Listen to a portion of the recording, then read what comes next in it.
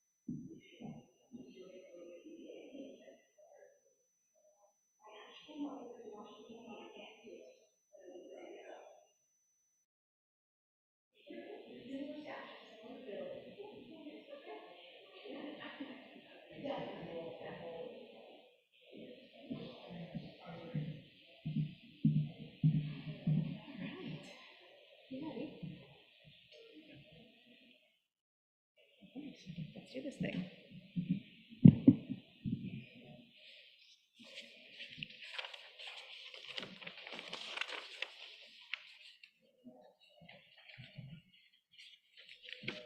Shana Tova. I want to congratulate everyone on being the 10 a.m. on second day Rosh Hashanah crowd. You win a special badge. Shana Tova. It is wonderful to see everyone. We're going to start this morning at the top of page 14 in our supplements. I'm going to mention the service supplement because evidently there were technical difficulties with the service supplement until late in the service yesterday. They were not handed out. So in case you do not have a supplement, do grab one. There should be plenty in the solarium. There should also be some in the lobby. But especially this morning, many of our service readings come from the supplement rather than in the prayer book. As the second day of Rosh Hashanah, we go a little bit more creative and off-book and poetic from time to time. So we're going to begin this morning on the top of page 14 in song. Ma nachnu havaya, mechayenu havaya, mechastenu havaya, matzidkenu havaya, ma'ishenu, ma'kochenu, ma'gevuratenu, ma'ishenu, ma'kochenu, ma'gevurotenu, ma'anachnu havaya, mechayenu havaya, mechastenu havaya,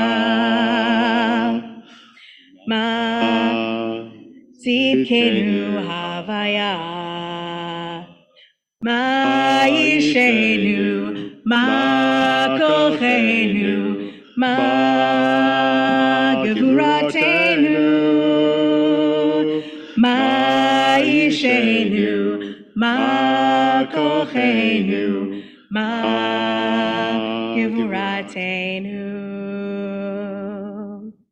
I'm going to leave it to student Rabbi Sam to lead us in the bracha for putting on the talit.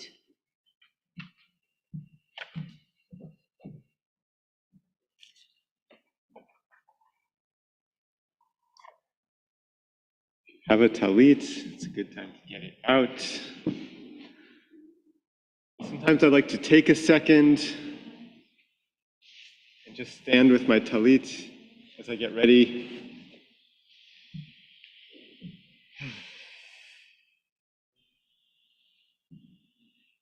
The powerful senses, the sense of touch, feeling its fabric and its tzitzit, its ties, the sense of smell, the specific smells of the wool or the silk.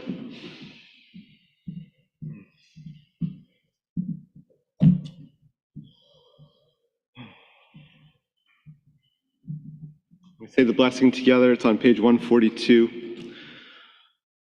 Baruch atah Adonai Eloheinu melech haolam, asher kidshanu b'mitzvotav v'tzivanu l'hitatef b'tzitzit.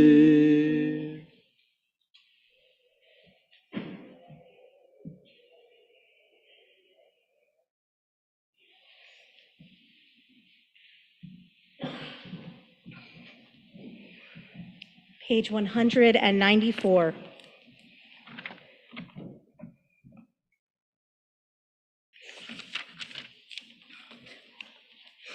Baruch she'amar v'haya ha'olam. Baruch Hu. Baruch Oseh v'Reishit. Baruch Shemo. Baruch Omer v'Yosef. Baruch Hu. Baruch Gozer u'Makayem. Baruch Shemo. Baruch Merachem al haaretz. Baruch Hu. Baruch Merachem al habriot. Baruch Shemo. Baruch Meshalem Sachar Tov Lireav. Baruch Hu. Baruch Ma'avir Afela u'Mevi Orav. Baruch Shemo. Baruch Haila'ad v'Kayam la'netzach. Baruch Hu. Baruch Podeh u'Matzil. Baruch Hu. Baruch Shemo. Baruch Atah Adonai Eloheinu melech haolam ha'el ha'av harachamanu mehulal b'fi amo. Mishubach u'meforah b'lishon chasidah v'avada b'shirei David havecha.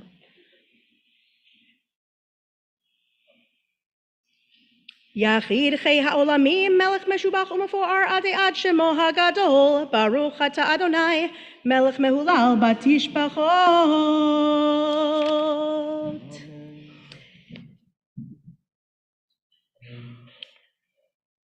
I want to invite Bernie Miller-Heimowitz forward to read from our supplement, I Can Breathe, by Zenju Earthlyn Manuel. The supplemental readings for the second day of Rosh Hashanah begin on page 3 of the supplement.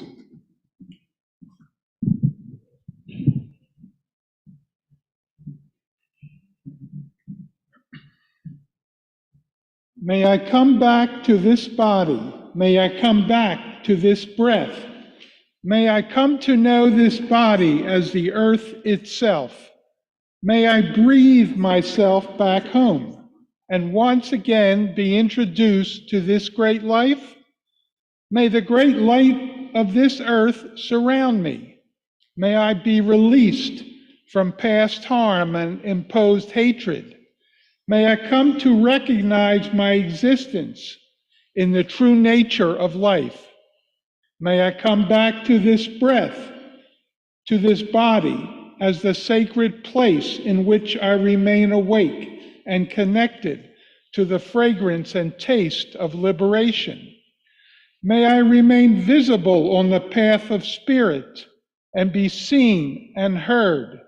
May love be given and returned tenfold.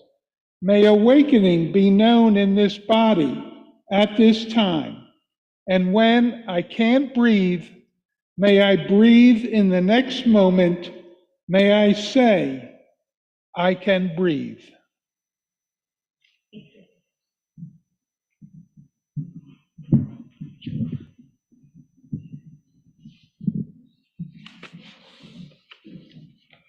Page 262. Hallelujah, hallelujah, hallelujah, hallelujah, hallelujah, hallelujah, hallelujah, El Bekosho, hallelujah, Birkiauzo, hallelujah, Bigvurotav, hallelujah, Kerohov Kudlo, hallelujah, hallelujah, hallelujah,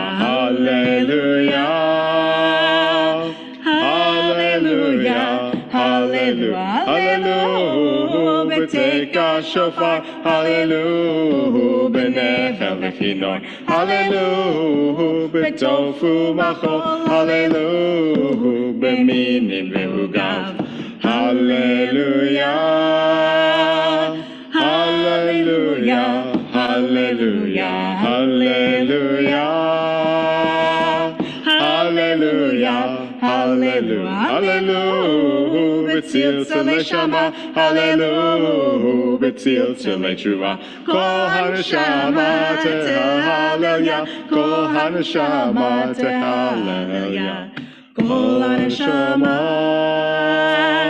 tehallel, hallelujah, hallelujah, hallelujah, hallelujah. Baruch Adonai leolam, amen ve'amen. Baruch atah Adonai. Baruch Adonai mitzion, shochin Yerushalayim, hallelujah. Baruch Adonai Elohim, Elohei Yisrael, osei niflaot levado. Ubaruch shem kvodo leolam, v'yimalei kvodo et kol haaretz. Amen ve'amen.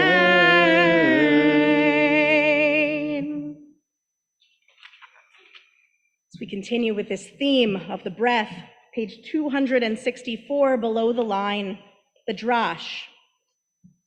Nefesh, ruach, neshama. These three Hebrew terms are often translated as soul or spirit. They were originally terms for breath. This relation between soul and breathing is found in other sacred languages as well. Atman in Sanskrit, pneuma in Greek, anima and spiritus in Latin are all terms for soul. All in origin refer to breath and breathing. Literally then, this prayer asserts that the breath of all living creatures proclaims God's blessing. In what sense might this be so? Breath is a prerequisite for life and speech, of existence and communication, and is a gift requiring no conscious attention other than in cases of illness. If each inhalation required a direct order, each exhalation conscious command, how should we find energy or attention for anything else? How should we sleep? In truth, we do not breathe. We are breathed. At the moment of this writing, at the moment of your reading, at succeeding moments of our praying on this Rosh Hashanah, breath enters and leaves our lungs without our conscious intervention. Truly, we are breathed. As we breathe that same air filled with water droplets that are cycling through our water system, our water cycle, that have traveled to us by way of the jet stream from other places on this planet, that have been parts of oceans and rivers, that have fallen on volcanoes, that perhaps have fallen in Philadelphia before and are now part of the water vapor that is in the air that we breathe. That air that we breathe is also the air that makes up the fragile envelope of our world, of our globe. Our ancient ancestors believed that there was a firmament, a division between upper waters, shamayim, and lower waters, mayim, and that right there in between, there was some sort of a barrier, and that the divine realm was up here, and the human realm was down here, with this rakia, this firmament, this barrier in the middle. Page 270, Hamelech, perhaps on Rosh Hashanah and Yom Kippur, we have that image of piercing that barrier, or at least seeing through it as we look outward and in our imagination, in our mind's eye, envision a divine throne. Something, someone, a force, a source, enthroned upon a high and lofty chair, like the chairs that we sit on here, each of us, our own dominion, right? Our own stuff that we're responsible for. But we glance through that rakia, we glance through that firmament and see the divine reflection. of the one who is the source of all, and whose dominion is this whole entire world. HaMelech, page 270.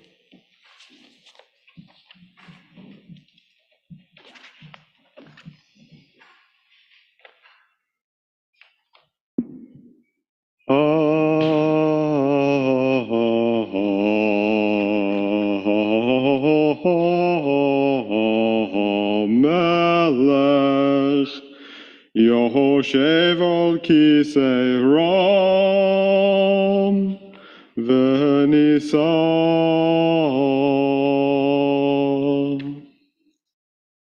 Page 272. Shochen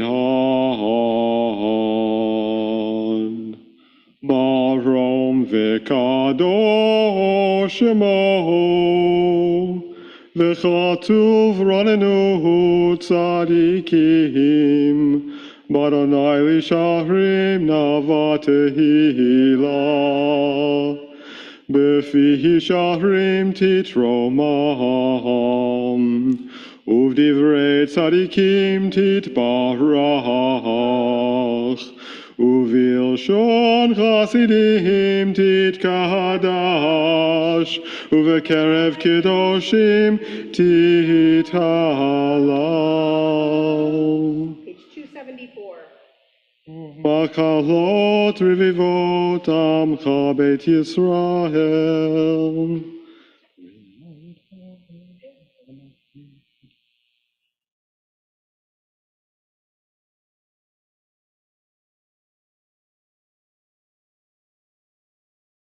Yishtabach Shem Halad Malkeinu.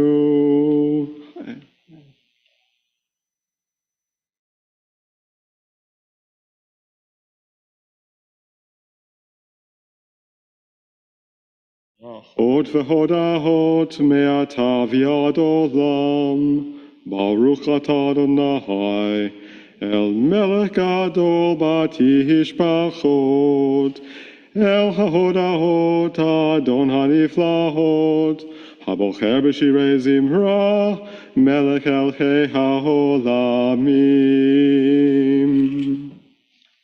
We rise on page 278. In spirit or in body.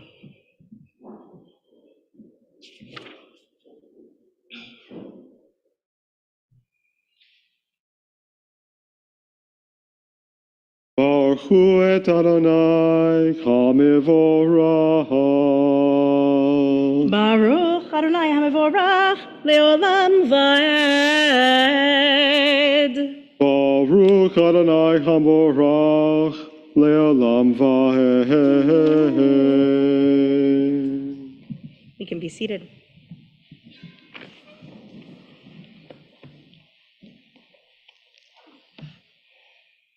Baruch atah Adonai Eloheinu melech haolam yotzer or uvorei choshech osei shalom uvorei et hakol or olam beotzar chayim orot meofel amar vayehi. Yotzer gets an extra line on Rosh Hashanah morning. That or olam be'otzar chayim orot me'ofel amar vayehi. That in addition to praising God, who is the fashioner of light, creator of darkness, maker of peace, and creator of all, we add an extra line. Light of the world amid light's storehouse, light out of darkness. God spoke, and all was born. Amar, vayehi, right? Vayehi or, right? And God said, Yehi or, and there was light. That here we have a hint that Rosh Hashanah is not only the Yom Zicharon, the day of remembrance. Rosh Hashanah is not only the Yom Truah, the day of the blowing of the horn, but also it's Yom Harat Olam. This is the world's birthday, right? It's the name of Rosh Hashanah that they focus on mostly in the family service that we often gloss over in the main sanctuary. Our kids know this better than we do, that Rosh Hashanah is not just the beginning of the 10 days of tshuva, the lead up to Yom Kippur, right? The big day, Ha-Yom, but it's also Yom Harat Olam. It's the birthday of the world. So we know that the world was not created 5,784 years ago. We know that this rock that we are on has had life on it for billions of years. Multicellular life for millions of years, hundreds of millions of years. Human beings for tens of thousands of years. And we also know that this is Yom Harat Olam. This is the day on which we in the Jewish community celebrate the world's birthday. And it's important that we have one. It's not about the math. It's about the kavanah. It's about the intention. Because when we celebrate someone's birthday, it means we care about them, right? When we receive a birthday card from someone, we know that they care about us. When we take the time to make a cake for someone or do something special for them for their birthday, especially as adults, they know that we care about them. Perhaps now, more than any other time in human history, it is crucial that we all find moments to celebrate and acknowledge and be mindful of our connection and our caring connection, our loving connection, like a friend whose birthday we're celebrating, to the earth.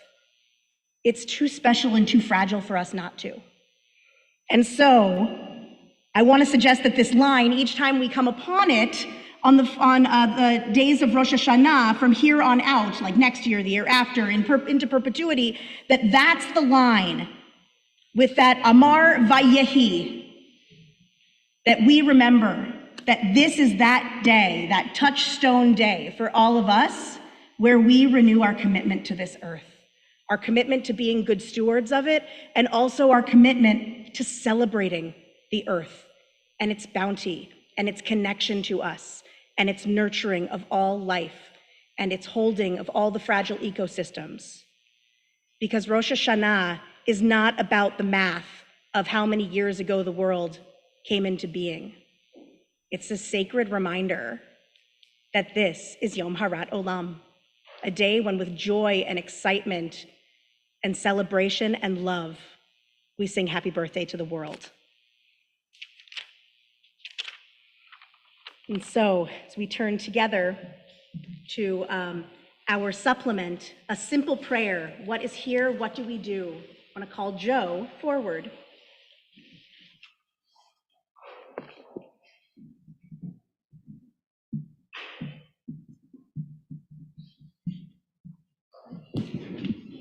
A simple prayer.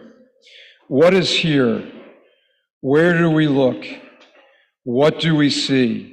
The stars, for instance, there are billions of them. We see the light they sent out before the earth was formed. O blessed creator of endlessness, why have we been given eyes to see? In the ocean, gentle giant creatures emerge to breathe and then return to live in the darkness. They mate, they bear their young, they feed, they sing to each other.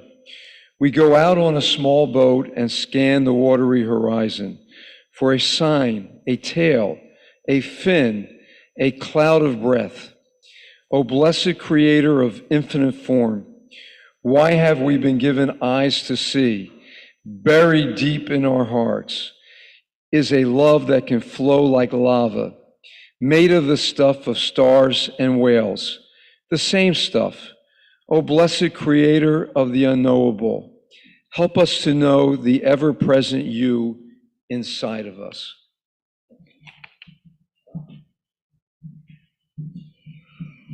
Page 298. Or Hadash al Zion Tair, v'nizkachu lanu b'meira le'oro, Baruch atah Adonai, Yotzer ha'me'orot.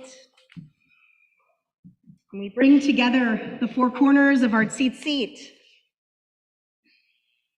representing the mitzvot, representing folks all across this world who are celebrating Rosh Hashanah this morning, also celebrating and representing the four corners of our world. We bring them together be'ahava, in love.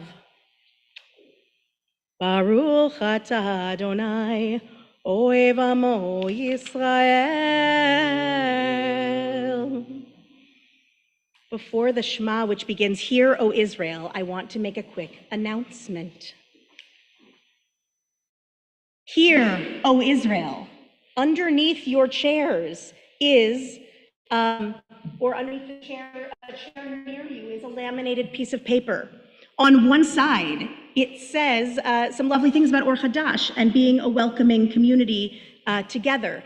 On the other side, it has a floor plan of this floor showing the layout of all the various rooms. Those rooms are where programming takes place, but also emergency exits, should anyone need one, exits to the building in general, so that we, especially those who are visitors to Or Hadash, know access and egress points. Because when we say the Shema and we start, "Shema Yisrael, hear, O Israel," it is but one of the times in Torah that that phrase is used. It's used lots and lots of other times, always when there's an important announcement to make. And so I wanted to use this moment of Shema Yisrael to welcome everybody and orient ourselves, because how can we be truly present in prayer, truly close our eyes and open our ears, getting all distractions away, if there are questions left in our mind? So take a second and find one of those sheets, or take a second and say Shabbat Shalom to someone around you as we build community together, be'ahava, with love. So take a second, wish someone a Shana Tova, be'ahava, with love.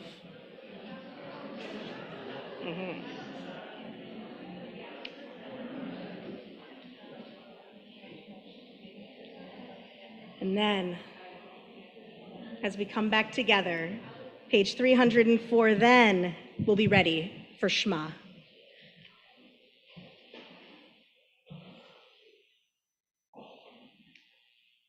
Shema Yisrael,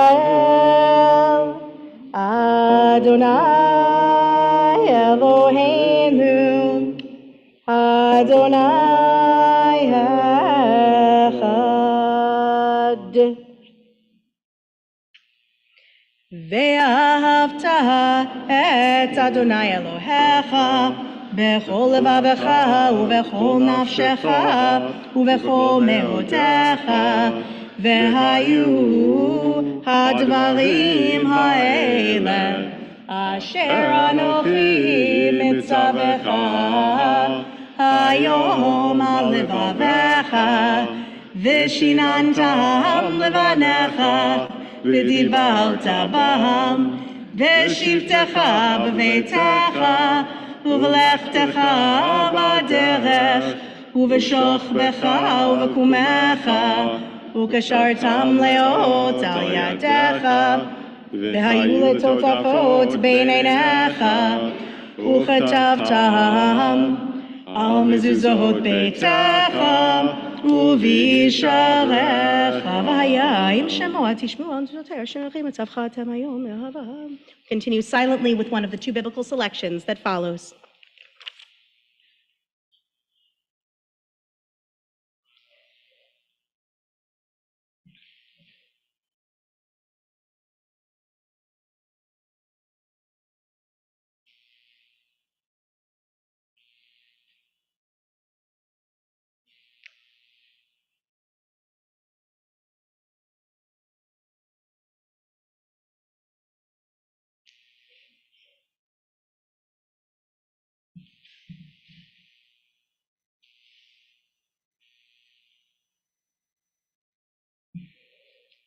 Adonai Elohechem Emet.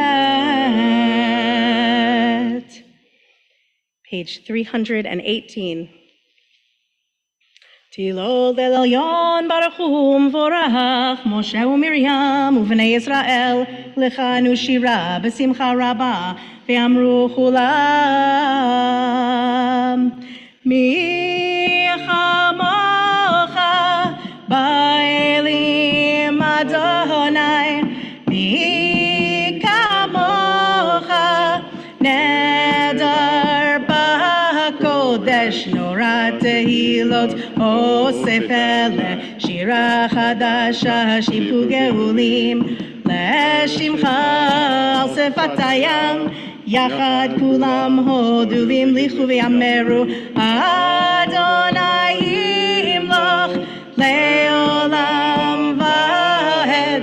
ינאי נאי נאי נאי נאי, ינאי נאי נאי נאי נאי נאי, ינאי נאי נאי ינאי נאי נאי, ינאי נאי נאי ינאי נאי, ינאי נאי ינאי נאי, ינאי נאי nai yanai nai nai yanai nai nai hey hey hey hanai nai nai nai nai nai yanai nai nai hey hey hey yanai nai nai nai.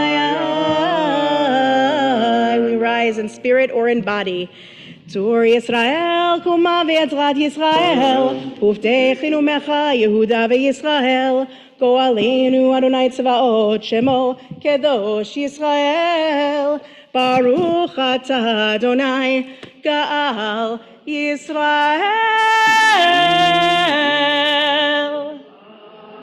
Amen.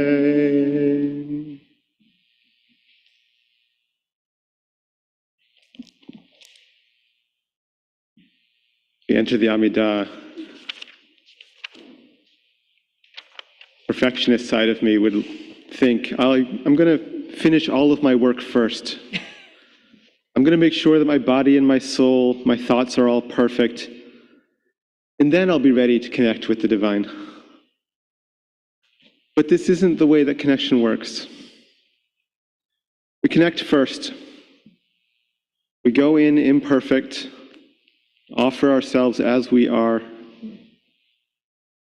And it's that offering, that connection, that makes us able to look at ourselves, courageous enough to see ourselves and our shortcomings, and supports us to do better.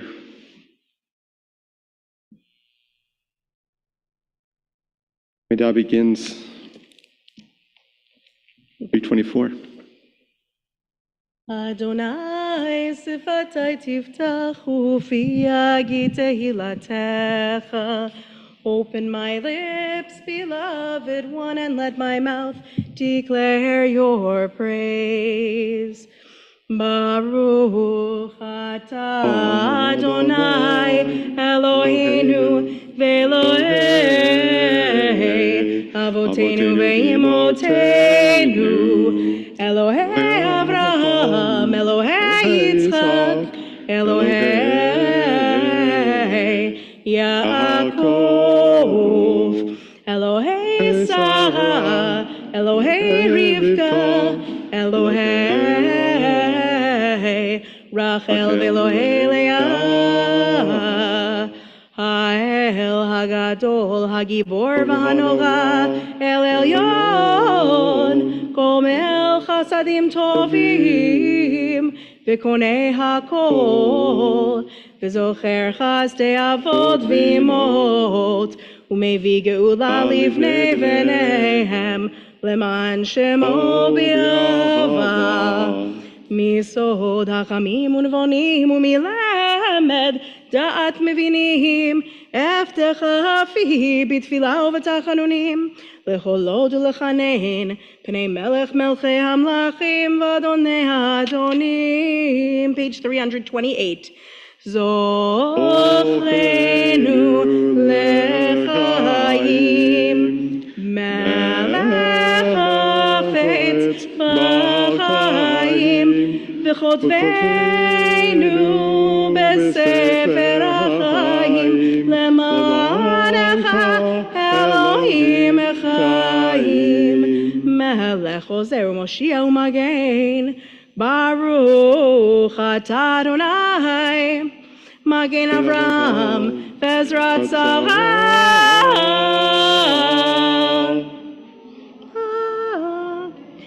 Atah gibor le'olam Adonai, Rav L'Hoshia, Morid Hatal, Mechalkel Chaim Bechesed, Mechayei Kol Echai Berachamim Rabim, Somech Noflim B'Rafei Cholim, Umatir Asurim, Umekayem Emunato Lishenei Afar, Michamocha Ba'al Gevurot U'Midom Melach, Melech Memit U'Mechayeh U'Matzmiach Yeshua. Michamocha Avarachamim, Avarachamim, Zocher Yetzurav, L'chaim berachamim. V'ne'eman atah l'chayot kol chai, Baruch atah Adonai, Mechayeh kol echai. Amen. We remain standing as we're joined by Mackenzie and Sherry Learn to open the Ark, and Bonnie Gibson for a reading, and Ruth Mermelstein, who's going to help lead us through Unatana Tokef. And Jules, is it a twofer or a one? It's a one.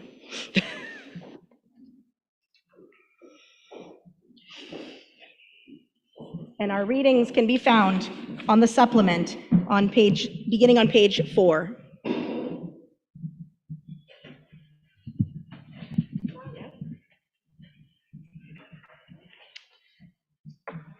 Reuniting. God believes in me, but do I believe in God, an all-powerful God? This mysterious, frowning force of my early years when I failed or was uncertain. This God would pounce on my errors, confirmed by people, even my existence was wrong. Words I could not swallow, creeds I could not believe. Christian family with Jewish habits, the recurring dreams began. Inner light, holy wisdom, Shekhinah guides, breathes, as we untangle old narratives and reunite our awareness of inner landscapes. Lead us with gentleness and mercy.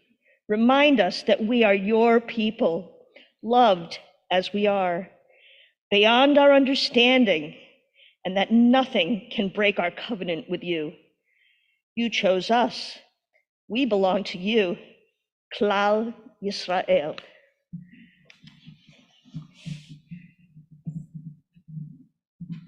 Thank you, Bonnie. Poem, words of our own Kim Wilson.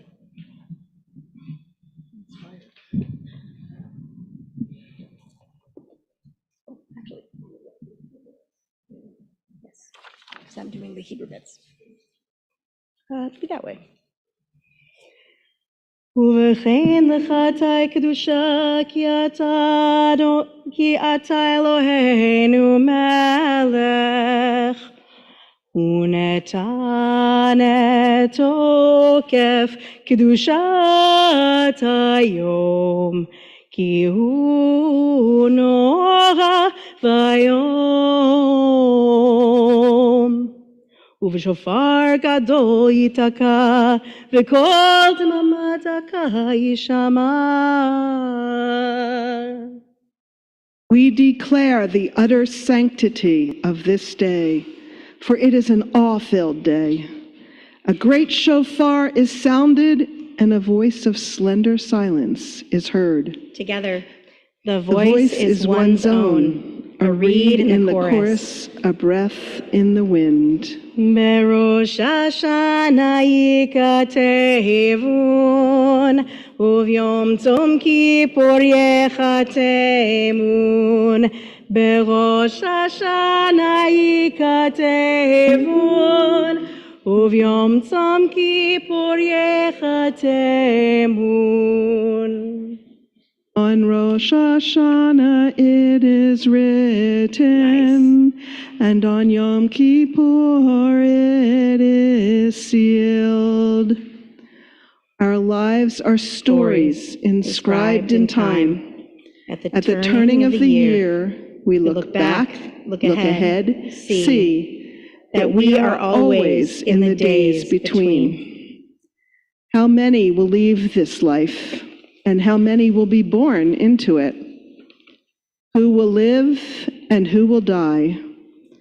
Whose life will reach its natural end and whose will be cut short? Who by water and who by fire? Who by sword and who by beast? Who by hunger and who by thirst? Who by quake and who by plague? Who by choking and who by stoning? Who will rest and who will wander? Who will be tranquil and who will be torn? Who will be at peace and who will be tormented? Who will be raised high and who will be brought low? Who will prosper and who will be impoverished? Uteshuvah. Turning inward to face oneself. Utefillah. Entering into prayer and contemplation. Utzedakah. Giving to the needy as justice requires. Mavirin et roh hagzeira. These diminish the harshness of the decree. Uteshuvah. Returning to the inner artistry that gives each life its form, seeking to become one's truest self. Utefillah. Being alive to the unending flow within and around us, holding dear the transient beauty. Utzedakah. Knowing that we are all of us, flesh and blood, and our fates are intertwined, sweet with bitter, bitter with salt, and good deeds are its fulfillment. Mavirin et roh hagzeira. We become present to the fullness of our lives and untether ourselves from the fear of what lies ahead. We begin in earth and we end in earth. We spend our lives earning our bread. We are like broken blood vessels, dry grass, withering blossoms, passing shadows, vanishing clouds, drifting wind, scattering dust, a fleeting dream. Born in nature and born by nature, we die in its lap and fold. The whole lives on, infinite in its mystery, its manifestations numberless. See beyond our separate deaths. We find ourselves in the greater whole, our names embedded in its names embedded in ours.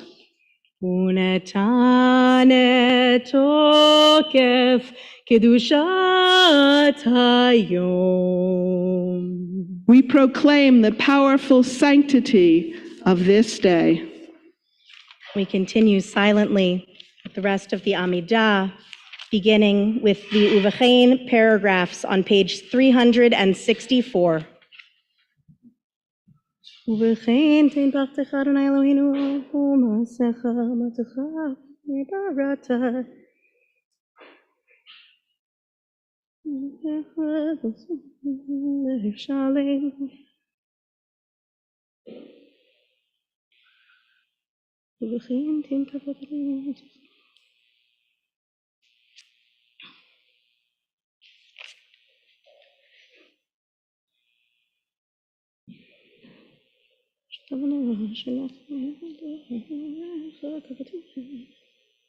Baruch atah Adonai hamelech hakadosh.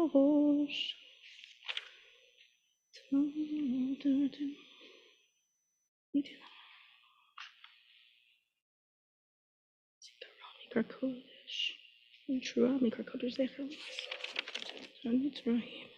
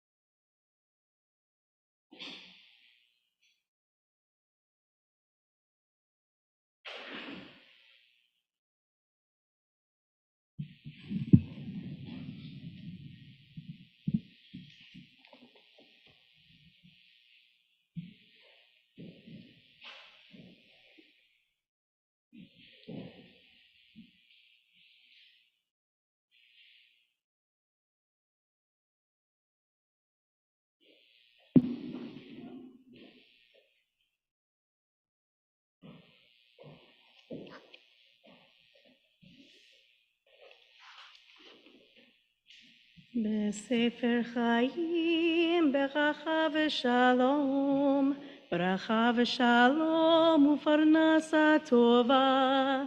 נזכר ונכתב לפניך, אנחנו וכל עמך בית ישראל, לחיים טובים ולשלום.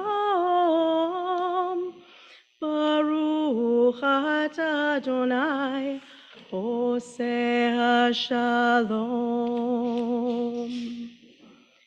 עושה שלום במרומיו, הוא יעשה שלום עלינו ועל כל ישראל ועל כל יושבי תבל.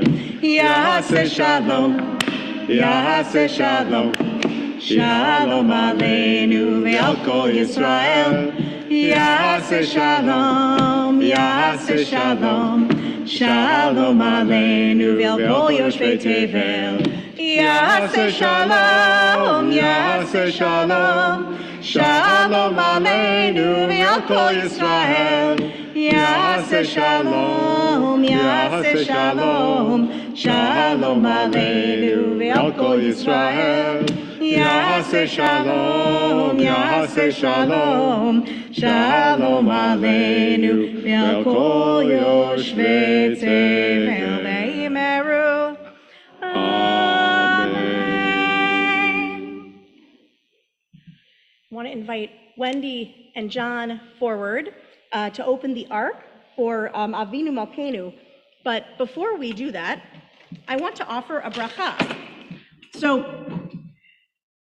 Wendy has never opened the ark before for on the high holidays or any other day, because the ark has been inaccessible to anyone in a wheelchair, unless they went out and then around and navigated the chairs in the boardroom and then found their way through this door, which is too narrow for some wheelchairs.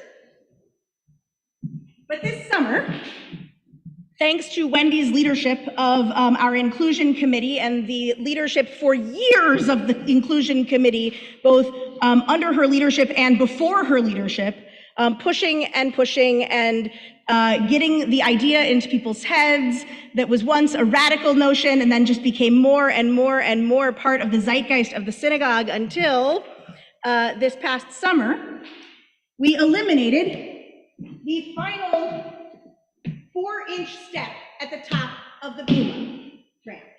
This ramp had already existed, but it existed to get people from the sanctuary to the community room, forgetting about accessibility of the Bima itself. Sure, we could move down to the floor level and have aliyot from there that were accessible to all, but still, the Torah scrolls, that thing that is supposed to be the most accessible piece of tradition to all of us, was out of reach for anyone who could not navigate a 4-inch step. So I want to thank Wendy and I want to thank the Inclusion Committee for their leadership in making this Bima ramp a project that came to fruition. During our Torah service, there will be an aliyah for not only Wendy and members of the Inclusion Committee, but also our Buildings and Grounds Committee under the leadership of Warren Young, and our Safety and Security Task Force under the leadership of Sharon Cooper-Smith, all who work together both on this project and on projects to increase access and safety throughout our building. What did I say? Eileen Cooper-Smith. Oh, I said Sharon Cooper-Smith. I just made up a new person. It's like rolling the dice of names at Or Hadash. You always land on Sharon, Stephen, Shelley, or Phil. Sorry about that. All right. Eileen Cooper-Smith, thank you. But as Wendy comes up to open the Ark for the first time on the high holidays, I also want to offer a blessing for the installation of a ramp to the Bima by Rabbi Emily Aronson that Wendy selected alongside for this occasion. So come on up.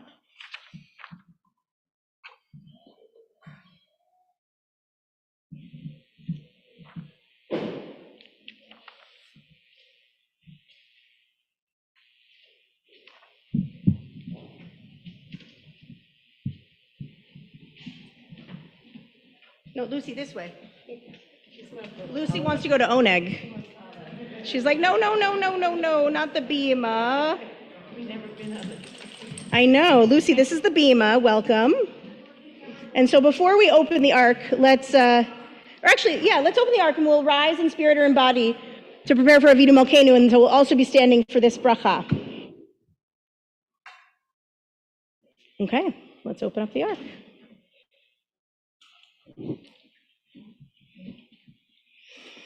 Eitz Chaim hi lema chazikim ba v'tomcheha meushar. It is a tree of life to those who hold fast to it, and all who cling to it find happiness. We honor our Torah through study, through relationships, through touch, through curiosity and wonder. For too long, the Sefer Torah in our sanctuary has been out of reach for many. Today, we honor our community's progress towards its mission of bringing us close to Torah and Torah close to us, with the addition of, or with an extension of the ramp that eliminates the step onto the Bima. Dirachecha darchei noam v'chol netivoteha shalom.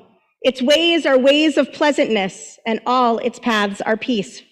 May this ramp serve as a conduit of Torah, honoring the dignity of each member of our community, granting access, safety, and leadership to all. Hashivenu Adonai elecha v'nashuva, Chadesh Yameinu Kekedem. Return us to you, God, so that we shall return. Renew our days as of old. Let this one point of access be just the beginning, so that all who wish to cling to Torah may freely enter our building and sacred spaces, and may they find themselves represented in our sacred text and traditions. Return us, we who are created in your image, to the holy task that lies ahead, to each other, to you. Ken Yehi Ratzon.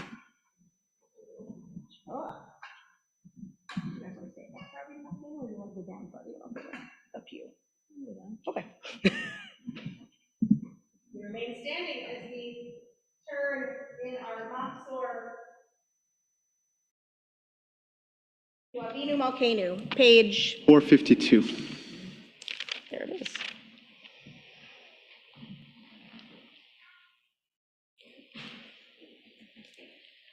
Avinu Malkeinu chatanu lefanecha.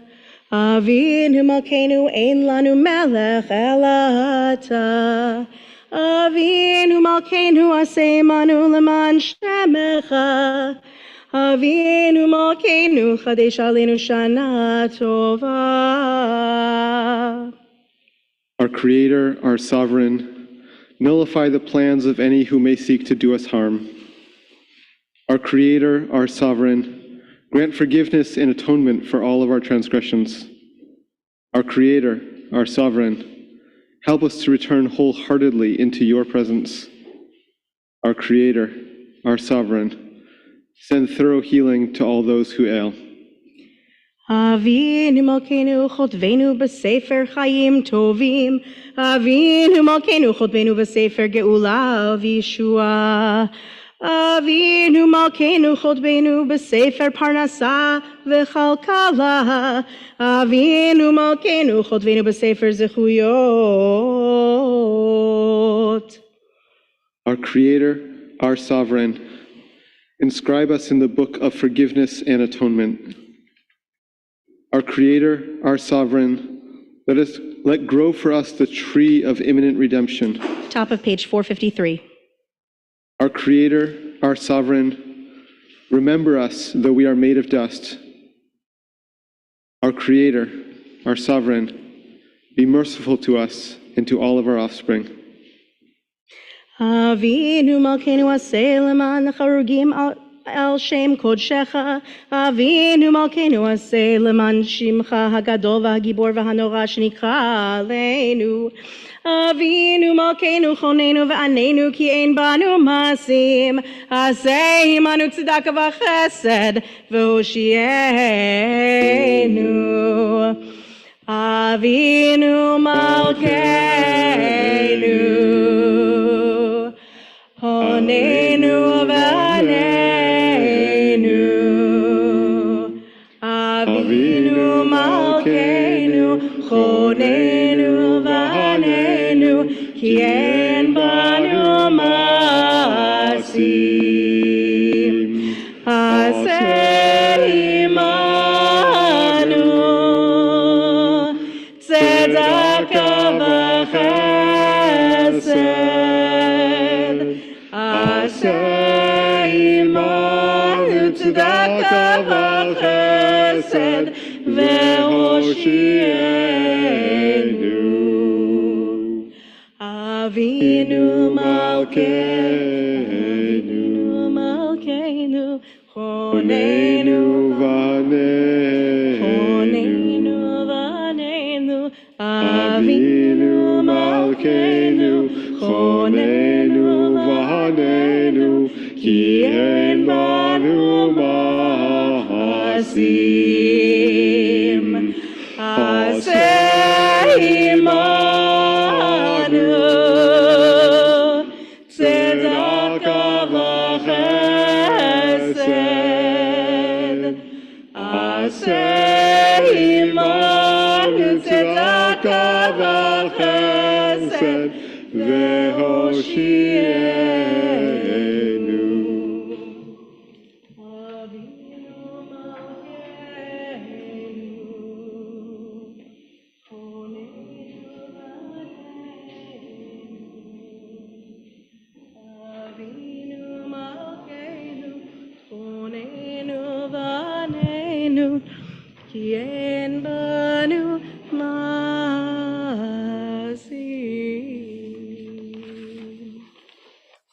We can be seated.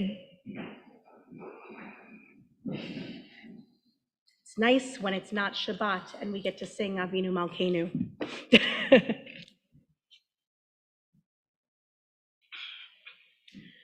In the Torah this morning, we read the story of Akedat Yitzchak, the binding of Isaac. So for those who may not be familiar with the story, or for those for whom the details are fuzzy from year to year, it's a story where Abraham is called by God to sacrifice his son, his only son, the one he loves, at the top of Mount Moriah. I'm going to give spoilers because we're going to have a discussion, and so we need to know the whole story. If this is a spoiler and this is the first time you've heard this story, I'm sorry, but maybe I'm not so sorry. So about halfway up the mountain, Isaac asks Abraham, Father, I see the wood, and I see the flint and the fire sticks for the sacrifice, but where is the ram for the sacrifice? And Abraham responds, God will provide the ram, my son. So they make it up to the top, and Abraham begins to bind Isaac to the altar to sacrifice Isaac. He gets the fire stuff ready, he gets the knife ready, the knife is over his son, and an angel of God says, Abraham, Abraham! And Abraham says, Hineni, here I am. And the angel says, do not sacrifice your son. Instead, look over there, and there's a ram stuck by its horns in the thicket. And the ram is sacrificed instead. And then they go down the hill. Okay, all of this starts with a phrase that the Torah says that again, God decided to put Abraham to the test. So in many years, we discuss this test of Abraham. This year, we're going to discuss something a little bit different. In order to discuss something a little bit different, we might need to zoom out even a little bit more. Because the story of the Akedah isn't alone, right? It's amidst the rest of Genesis, and specifically, there's this pattern that we see in Genesis of our patriarchs especially, to some degree matriarchs, we can talk about that too, but the patriarchs being called by God or recognizing God. And we see that in Avraham, right? In the famous Lech Lecha, go out to this new land, trust me, I'm your God, I'm the God. And we see this trust that Abraham develops with God. Be like, this is my God, this is it. But it's very much Abraham's experience, right? It takes time, they have some back and forth, there's some arguments. And it's this experience that Abraham has of developing trust in God and developing a real experience of God, of being called personally and sort of directed by God and trusting that direction. And when we're zooming out, let's also look after this moment, after the Akedah. And of course, Isaac's son is Jacob. And Jacob also has this kind of experience, right? He has his famous dreams. And he has the experience of recognizing God's presence in his life. And kind of being like, God is in this place that I'm in. And that sense of acknowledgement is also a form of trust building, a sort of like connection and a sense of taking on that role of patriarch, right? Of the one who is guiding the spiritual journey of the family. And it is very much just a family at this point. It's this family, albeit an extended family's experience of their spiritual life. And what's very striking when we put it into this bigger context is that this could have been Isaac's moment, right? We don't really have a moment like this for Isaac, where he has this deep experience of God and says, yes, this is it. I'm taking that role as the spiritual leader of the family. Abraham's grown quite old at this point. He's an elder. He's at the end of his life. It would be time for his son, his heir, to say, I'm taking on this role. And this seems like the moment he would do it. He's about to have a transformative experience at the spot that God shows them, right? The rock. The rock that is now enclosed by the dome of the rock, right? This is where the temple will be built. This is the holiest spot. But he doesn't. It doesn't happen for Isaac that way. And that's what we want to talk about. Why doesn't it happen for Isaac that way? So I want to reimagine for a second the Akedah as Isaac's moment. After all, it is called the Akedat Yitzchak, the binding of Isaac. So what if Isaac had taken that step? This could have been his wrestling moment, right? His father, Avraham, struggles with God, argues with God, barters with God at Sodom and Gomorrah, right? Spare the city if only there are 50 righteous people, 40 righteous people, 30, 20, 10 righteous people, right? They go back and forth with Abraham advocating for the human beings in this city. Jacob wrestles with an angel, right? He stays up all night wrestling and has his hip wrenched from its socket and begs for a blessing out of the angel, and the angel gives him a new name, right? Your name shall no longer be Yitzchak, it should be Yisrael, for you have struggled with beings human and divine. This could be Isaac's moment if one of two things happened. One, if on the walk up the hill, or actually, if before the walk up the hill, after Abraham had been called by God, Abraham said, okay, Isaac, let me let you in on what's going on here. God has told me to do a thing again. Last time, it was lech lecha me'artzecha. It was go from your land, from your father's house to a land that I will show you. But now, it includes you too. And God's asking me and you to go up the mountain and testing us and our faith in God by asking me to sacrifice you. Come on, let's go.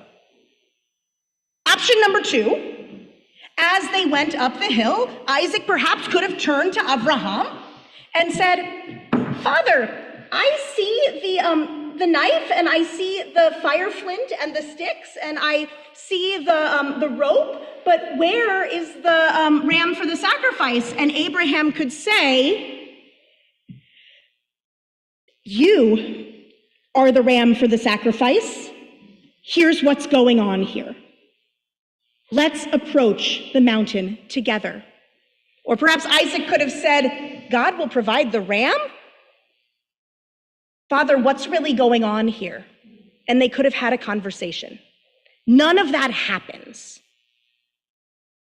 Isaac doesn't have an opportunity, or perhaps doesn't take the opportunity to wrestle with an angel.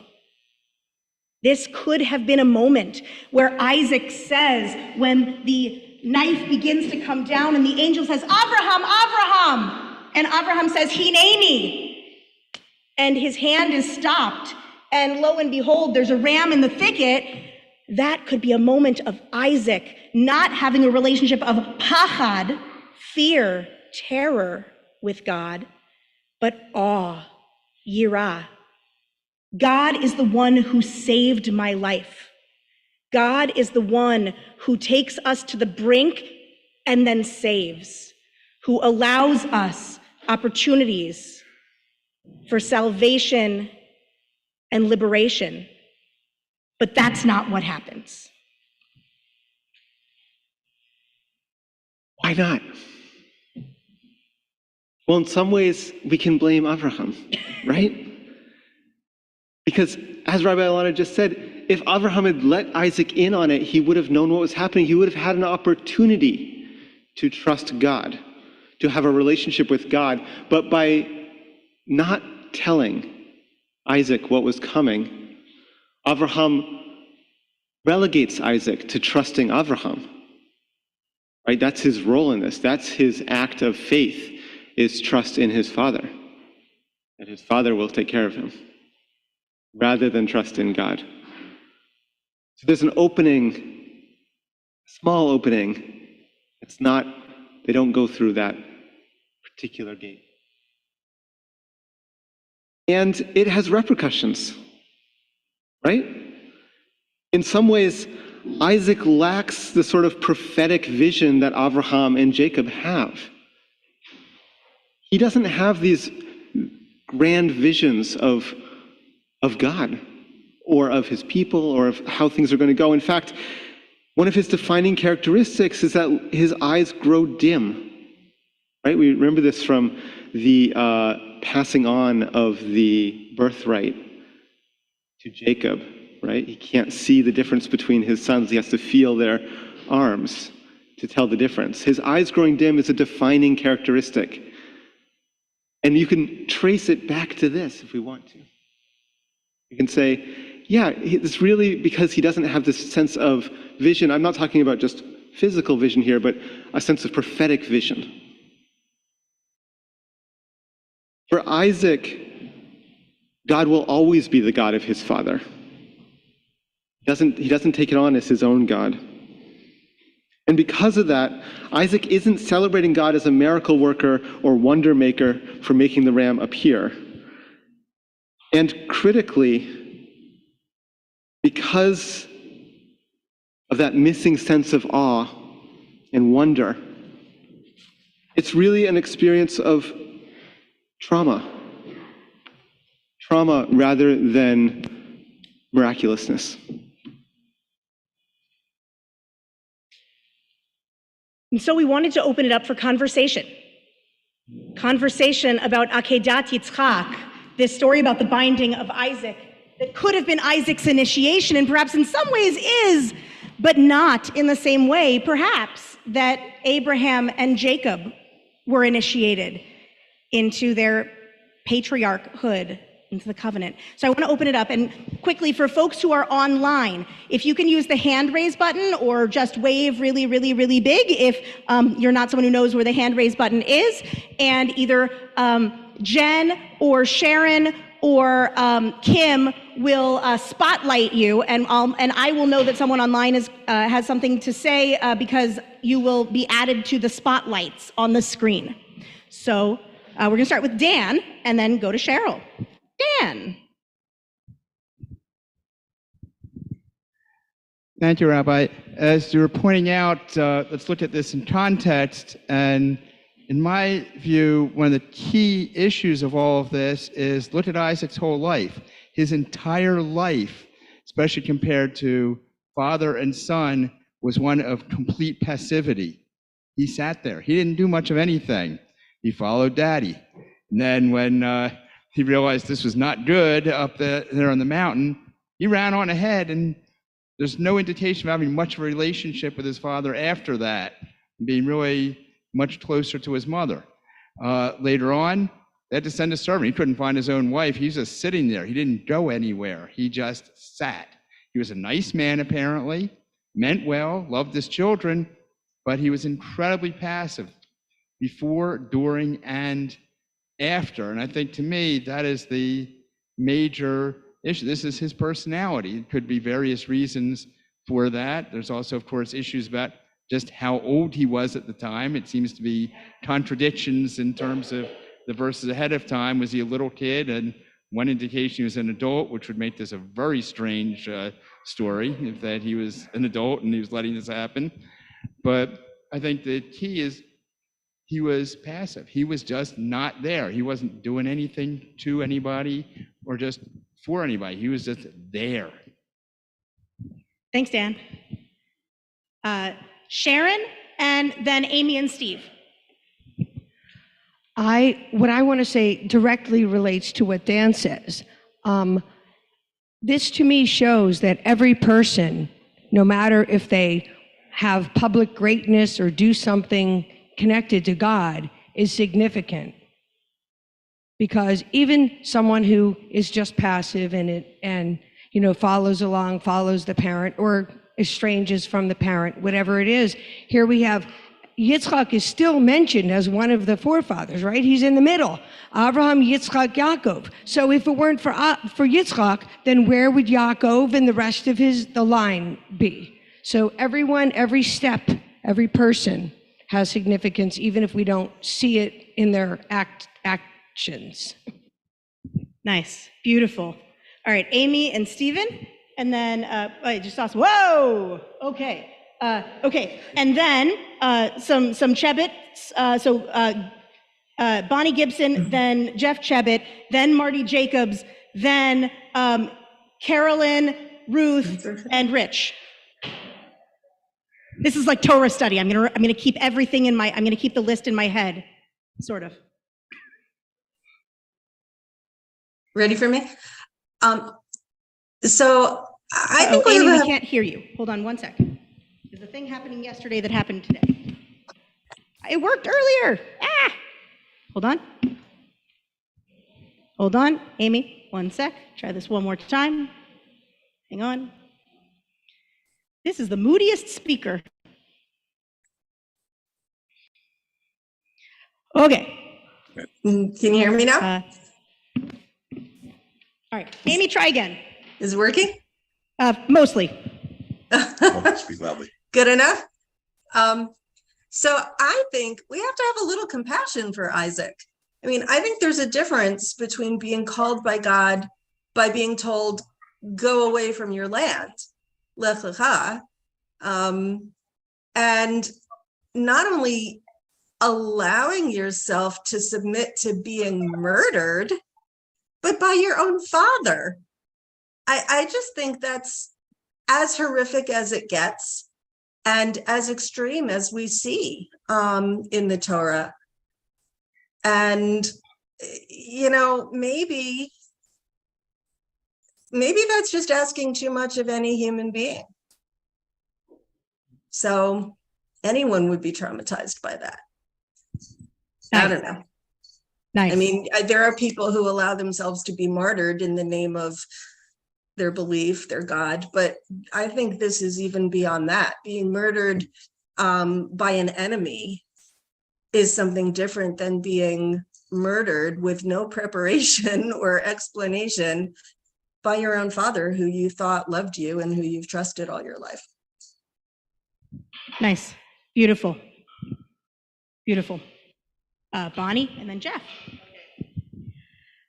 First of all, is this on? Is it on? Can you hear it? Okay. First of all, I'm envisioning Yitzchak and all of this as a genetic link, so, which we have in not just in the Torah, but in all of life. You have genetic links who may not add to the story in a grandiose way, but will be there in order to pass it on, to pass it forward. I feel also that thinking about Isaac, I also think about Pesach when the story comes with the 4 sons, and you have the wise, you have the simple son, and I envision him as a simple son because you have to spread it out for him. Rebecca was the brains behind this, and Rebecca's the one who really moved the story forward. But without Isaac, you wouldn't have that genetic link. I'd like to focus on the Akedah, zoom right in. It can be looked at in any one of a number of ways, depending upon how you read the text, what you emphasize, how you phrase it, and how you draw things out of it. On the one hand, you can say, yes, Yitzchak, Isaac, was a passive character. He never left Canaan, unlike the other patriarchs. And the moniker for Isaac, for God rather, in relation to Isaac, is Pachad Yitzchak, the fear of Isaac. This is not Yir'ah, which relates to awe, but Pachad, outright fear. So perhaps you need a little bit of fear in the equation too, but this also sort of diminishes Isaac. Isaac was always Isaac. Yitzchak, it's like a joke, a tzchoka, something funny, ha, ha, ha. Abraham, a father of a multitude. Yaakov becomes Yisrael, struggle with God, but Yitzchak, poor Yitzchak. However, if you look at the text and you emphasize it in a certain way, perhaps we have a lot to be grateful for in connection with Isaac. Here's why. Because of that line, which was seen as missing the moment for Isaac, Isaac says to his father, where is the ram for the olah, for the sacrifice? Where is it? Dad? He challenges Abraham. You can look at it as challenging Abraham. The result, now, if you really think a voice came out of heaven and told Abraham, don't sacrifice your son, God bless you. I respect that. But you can also look at it as saying that Abraham's conscience finally got to him because of the challenge that was given to him by Isaac just a short while previously. Do we condone the sacrifice of our children? We do not. Thank you very much, Yitzchak.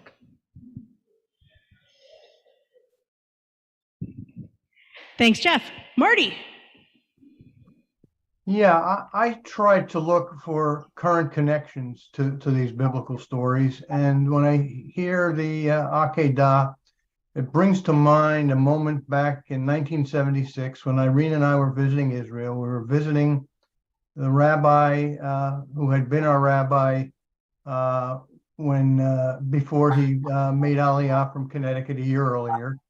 And we were sitting there on Shabbat in his home in Sfat with Rabbi Joe and his wife talking about the Akedah, because it was early in the Jewish calendar when this story comes up in the annual Torah reading.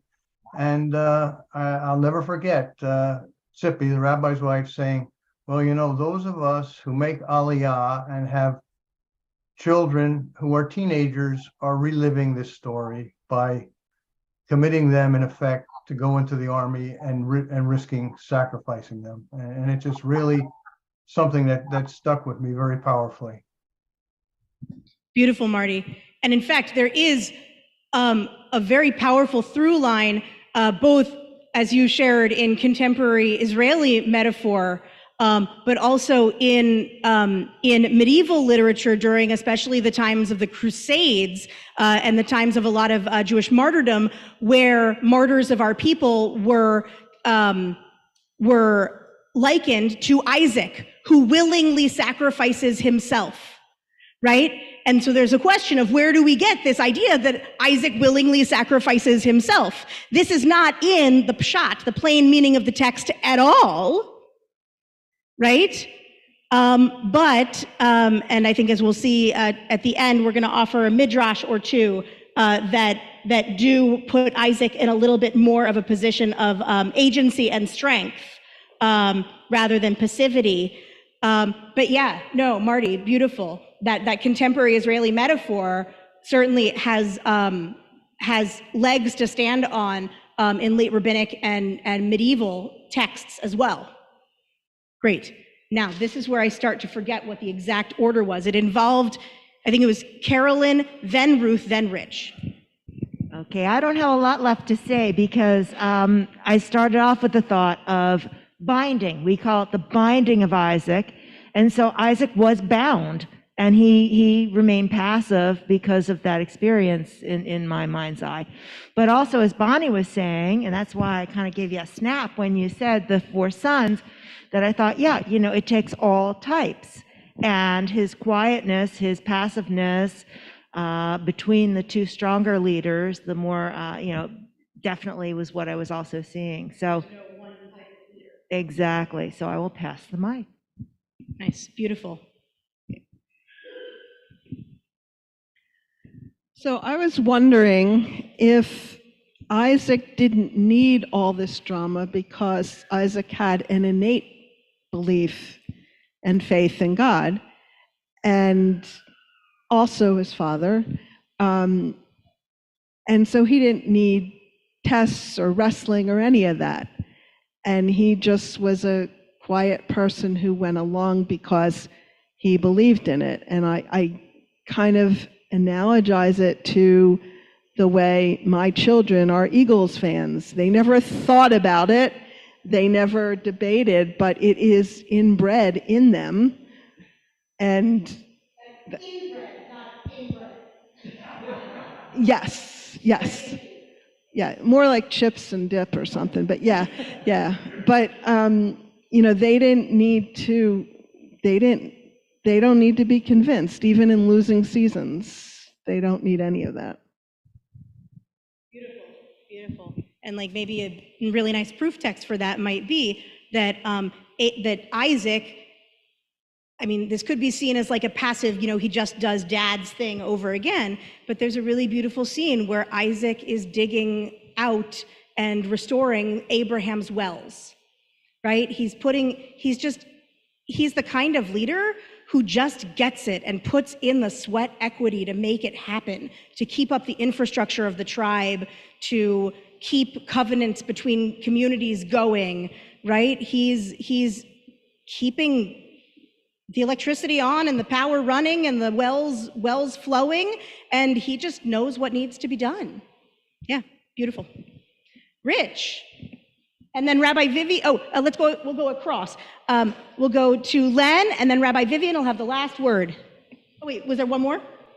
Oh, Rabbi Elise. Great, we'll end with the rabbis. We'll go Rich, then Len, Rabbi Vivian, Rabbi Elise. Okay, well, the one thing that strikes me is that Abraham has already had the experiences of having Isaac and trusts God. And this is certainly the ultimate test, what God tells him to do. So I'm really glad that Abraham didn't kind of let Isaac in on it, because I don't think that would have been appropriate, because I don't think Isaac was at all there yet. It reminds me, this is such a 12-step story anyway, because when someone first comes into a 12-step room for recovery, they're totally powerless, and they need to see their powerlessness. And what they do is they get a sponsor, and sponsors say, you got to go to more meetings, and the person says, I can't possibly fit it in. The sponsor says, you got to go to more meetings, and the sponsee does it, just follows. And that level of trust has to happen. And then it takes time. It takes maturation. It takes working all the steps. And I think Isaac gets there by seeing his father, following that example, and then wanting what the father has, and develops his own trust in God. Beautiful. Thanks. Len. I think that when I think about Isaac in this situation, he's a child. So I'm not really expecting him to have a whole lot of agency in doing much about this, especially in that society back then. So that doesn't surprise me. I'm actually I'd be impressed that he would, even say, hey, Dad, what's up with this? There's nothing going on here. But at the end of the day, he's not really going to challenge or rebel, I would doubt, in that society. I think it's interesting that we give such weight to Abraham, such weight to Jacob, not a whole lot of weight except for Isaac, except, hey, thanks, you existed, you married, yeah, Jacob, great. And it's kind of replicated a lot of middle children, seriously, who don't get the attention. That's kind of well known. So anyhow, that was my comment. Thanks, Len. Rabbi Vivian. I would like to say something about the ram and the relationship between the ram and God. Did God know, using the ram, that is the way that Isaac was going to be saved? Did the ram know that he was to appear at a specific time and take the place of Isaac? And then I think about our job here at the High Holy Days. Maybe we are like Abraham, who's going on and on and on, and knowing that what he's doing is not right, but he still goes ahead and do it. And how is the ram right there at the right place? And then I think about us at the High Holy Days, and here we are at the right place. The ram had the relationship with God that saved Isaac, but also the ram. How did the ram feel about knowing he was going to save Isaac? And I think about God and our, shall we say, knowing or our hoping that when we enter the Yom Kippur and the Holy Days, that we will be able to trust God, that God will help us redeem. But we also know that there is maybe an unexpected derech, an unexpected way to go to God, using this unknowable and unexpected path to redemption. Beautiful. What you were saying about the ram being in exactly the right place at the right time made me think about the fact that it was stuck in a thicket, and that sometimes when we feel stuck, it's just a matter of perspective. Are we stuck in a thicket, or are we stuck in a thicket because we're being kept at the right place at the right time? Hopefully not to be sacrificed. But like, maybe being stuck is like, oh, I'm kind of stuck in that thicket for a reason. Thanks, Rabbi Vivian. And Elise, last word. I don't think that Isaac was passive. I think Isaac knew. I understand the text to say that Isaac was 33 years old. And when he said to his father, I see the wood and I see the axe, but where is the ram? And Abraham answers, God will provide my son.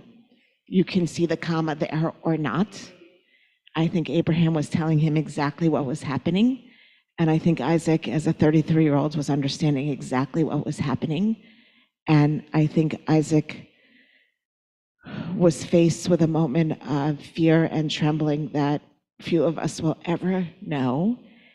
And that Isaac saw in that moment on the altar, there's a beautiful, beautiful, beautiful midrash where Abraham is looking down, but Isaac is looking up. And at that moment, the midrash says that heavens opened and Isaac saw a glimpse of the terror of what it is to be human, because we are all ultimately victims of sacrifice, because that is what it means to be human. And the angels did the most compassionate thing that they could do, which is that they cried. And a teardrop from one of the angels entered Isaac's eyes and blinded him. And only in being blinded could he possibly continue to live. Sometimes the fear and the trembling and the pain is so hard that the only way we can live is if we allow ourselves to be blinded a little bit. Beautiful, beautiful. Thank you so much, Rabbi Elise. And thank you, everybody, for all of your insights and thoughts on this. So we want to share, why is this not turning? There we go. I'll just turn the whole thing. That'll do it. We want to share, by means of concluding, as we prepare to read this story of the Akedah, and Jeff Tebbett will beautifully chant for us, voices and all, two midrashim. Do you want to share the first, and I'll share the second? And the second actually is kind of a cousin to the one that Rabbi Elise just shared.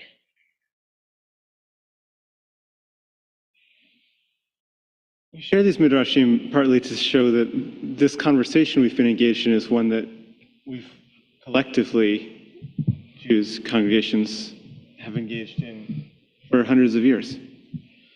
And they're over 1,000 years old. And one of them provides an opportunity to show Isaac, in fact, B'Shamayim, in heaven, arguing with God later, after all this. And in fact, trying to prevent the destruction of the temple. And Isaac says, Master of the universe, when my father said to me, God's self, will see to the lamb for the burnt offering, my son, I did not delay fulfilling those words. I'm sorry, your words, specifically, is putting those words into God's mouth. And I was bound willingly upon that altar, and I extended my neck under that knife. Will you not remember this on my behalf, and have mercy on my descendants? Our other midrash comes from Breshit Rabbah, and this imagines a conversation between Abraham and Isaac. And this is indeed one of those that acknowledges the adult age of Isaac and his full understanding. But in this case, the tears come from a different face, not from the angels. Another explanation, Rabbi Yitzchak said, and I don't think it's a coincidence that the rabbi who this is attributed to happens to be named Isaac. At the time that Avraham sought to bind Yitzchak, his son, The latter said to him, "Father, I am a young man, and I am concerned lest my body shake from fear of the knife, and I will trouble you, and lest the slaughtering will be invalid, and it will not be considered a sacrifice for you. Rather, tie me very well." Right? Abraham is an old man. How could he possibly hold down this vibrant young man who's shaking with fear? Could he really tie up a man of 37? A different version, 26 years? Rather, it was with his agreement immediately, and Abraham sent his hand.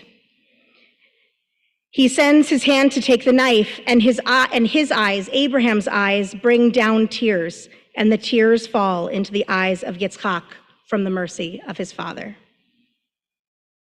This midrash showing this very consensual act between father and son, engaging in this terrible and terrifying act of faith.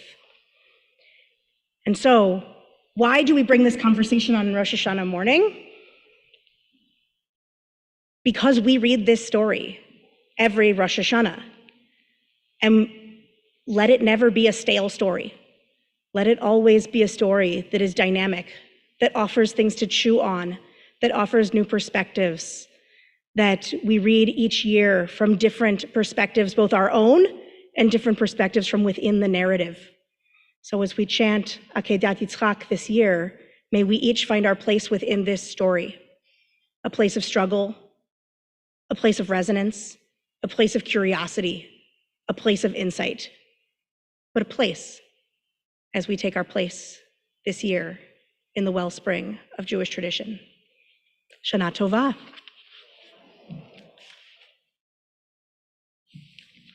The Torah service begins.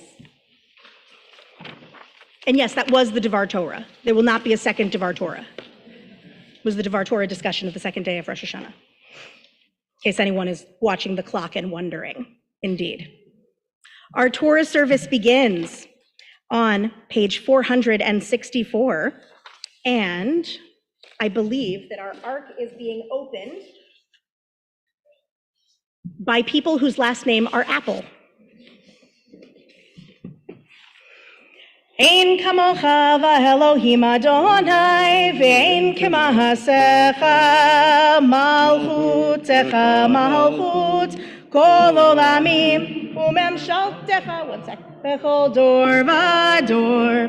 Adonai melech, Adonai malach, Adonai imlach le'olam v'ed, Adonai oz le'amo yitein. Adonai yivarech et amo v'shalom. Av ha'rachamim hetiv avir tzoncha et Zion. Tivnei chomat Yerushalayim. Tivnei chomot Yerushalayim. Ki v'echad levad batachnu, melech el ram v'nisa, Adon olami. Go ahead and open the ark, and we're going to stay here for just a sec. Page 468. We rise in spirit or in body as the ark is open. We remain standing at the bottom of page 468 for the 13 divine attributes. Adonai, Adonai, El Rachum V'Chanun, Erech Apayim, V'Rav Chesed V'Emet, Notzer Chesed L'Alafim, Notzer Avon V'Fesha, V'Chata V'Nakeh. Adonai, Adonai, El Rachum V'Chanun, Erech Apayim, V'Rav Chesed V'Emet, Notzer Chesed L'Alafim,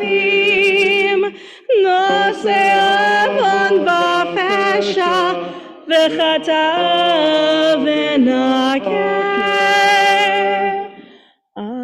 Adonai, Adonai, El Rachum v'Chanun, Erech Apayim, v'Rav Chesed v'Emet, Notzer Chesed la'alafim, Nosei Avon v'Pesha, v'Chata v'Nakeh,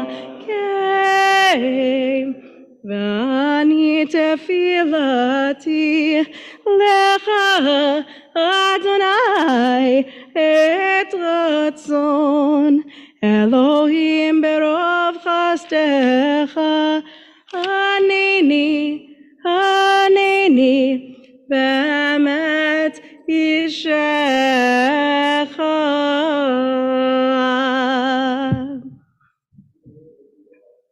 Rich. Bani tefilati lecha Adonai et ratzon Elohim berov chastecha Aneni, big one. Be'emet ishecha Vani tefilati lecha Adonai et ratzon Elohim berov chastecha Aneni be'emet ishecha. Page 470. Shema Yisrael, Adonai Eloheinu, Adonai Echad. Shema Yisrael, Adonai Eloheinu, Adonai Echad. Echad Eloheinu, Gadol Adonenu, Kadosh Nara Shemo. Echad Elokeinu, Gadol Adonenu, Kadosh v'nara shemo. Gadol Adonai Une'olam shemo yachdav, lecha Adonai hagedula, Retz v'hanetzach v'ahod. Ki ho b'shamayim u'ba'aretz, Ki ho b'shamayim u'ba'aretz. L'cha Adonai ha'mamlecha, v'chamid na'aseh l'chol rosh. Romemu, Adonai Eloheinu, ve'ishtachavu, lehadon raglav kadoshu. Romemu, Adonai Eloheinu, ve'ishtachavu,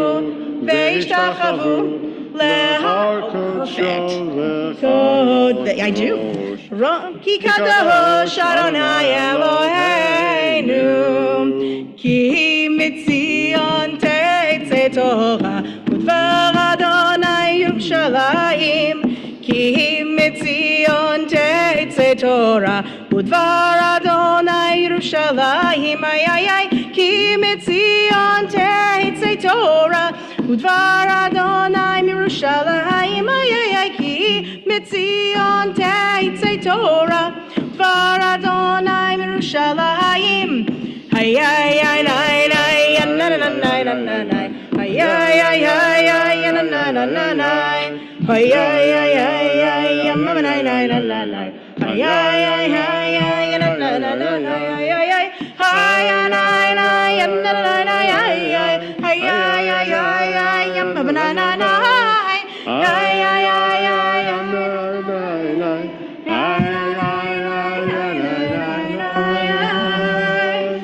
We can be seated.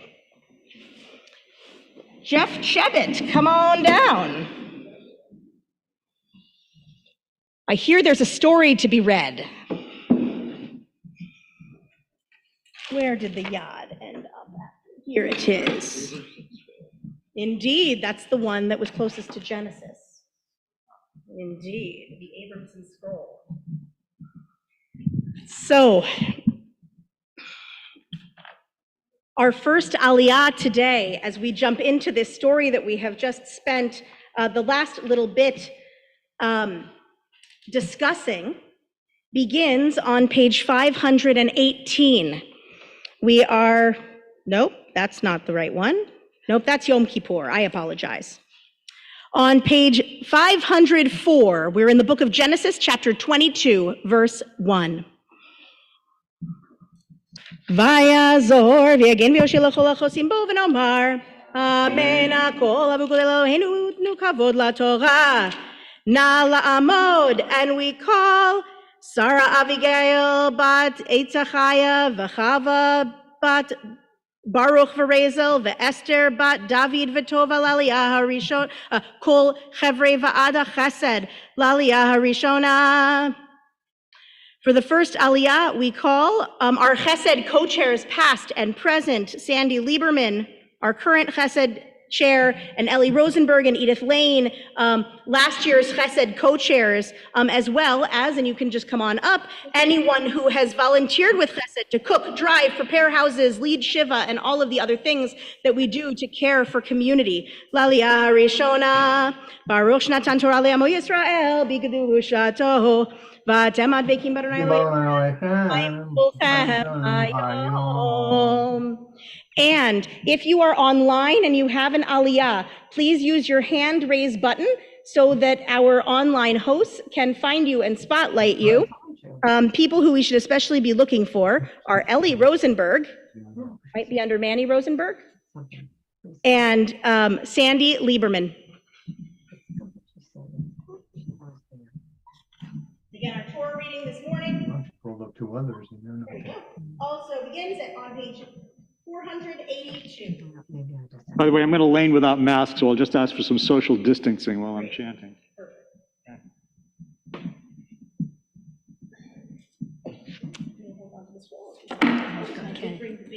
Right, okay, good. Yeah. Okay. Baruch hu et Adonai hamvarach. Baruch Adonai hamvarach le'olam ba'ed. Baruch atah Adonai Eloheinu melech haolam asher kitbanu tato v'natan lanu et torato. Baruch atah Adonai noten haTorah. Amen. Amen.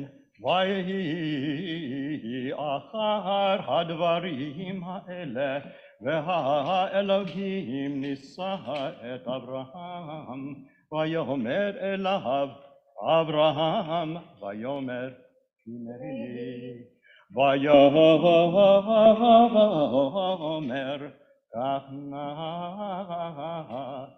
את בנך את יחידך אשר אהבת את יצחק ולך לך אל ארץ המוריה והעלהו שם לעולה על אחר ההרים אשר אומר אליך וישכם אברהם בבוקר ויחבוש את חמורו ויקח את שני נעריו איתו ואת יצחק בנו ויבקע עולה ויקום וילך אל המקום אשר אמר לו האלוהים.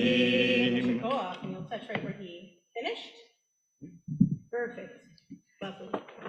Close this as we say the bracha. Baruch atah Adonai Eloheinu melech haolam asher natan lanu Torah emet v'hayei l'olam nata b'tocheinu Baruch atah Adonai noten haTorah. Amen.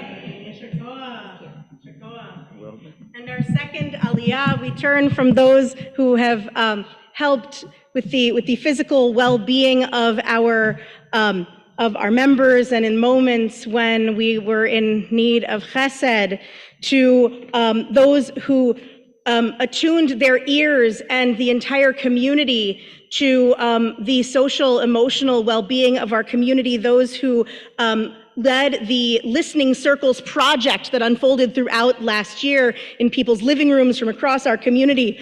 Na la'amod, and we call Moshe ben Shmuel Halevi V'tova, V'Yehudit Bracha Bat Lev Shmuel V'Mazel Rochel, V'Aliza Chana Bat Ruth, V'Gila Aviva, Laliaha Shnia. And I think that we will find, oh, there, you're already on.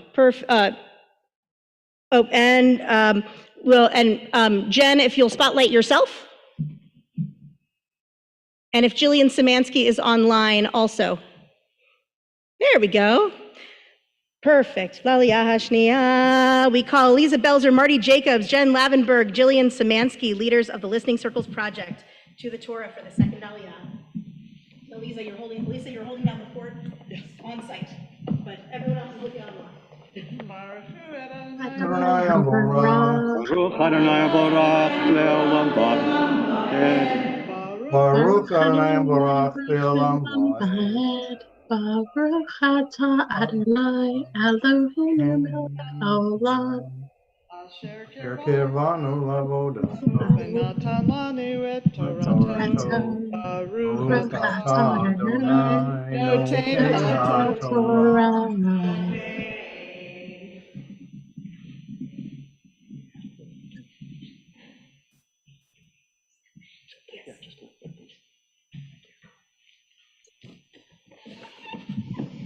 Amen.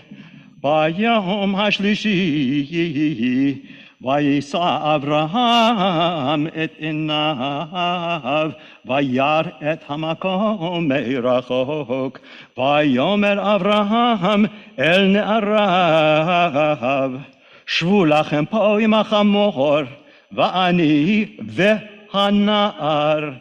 נלחד כה ונשתחווה ונשובה עליכם. ויקח אברהם את עצי העולה וישם על יצחק בנו ויקח בידו את האש ואת המאכלת וילכו שניהם יחדיו. ויאמר יצחק אל אברהם אביו, ויאמר אבי, ויאמר הנני בני, ויאמר הנה האש והעצים ויעשה לעולה. ויאמר אברהם אלוהים יראה לו עשה לעולה. בני, וילכו שניהם יחדיו.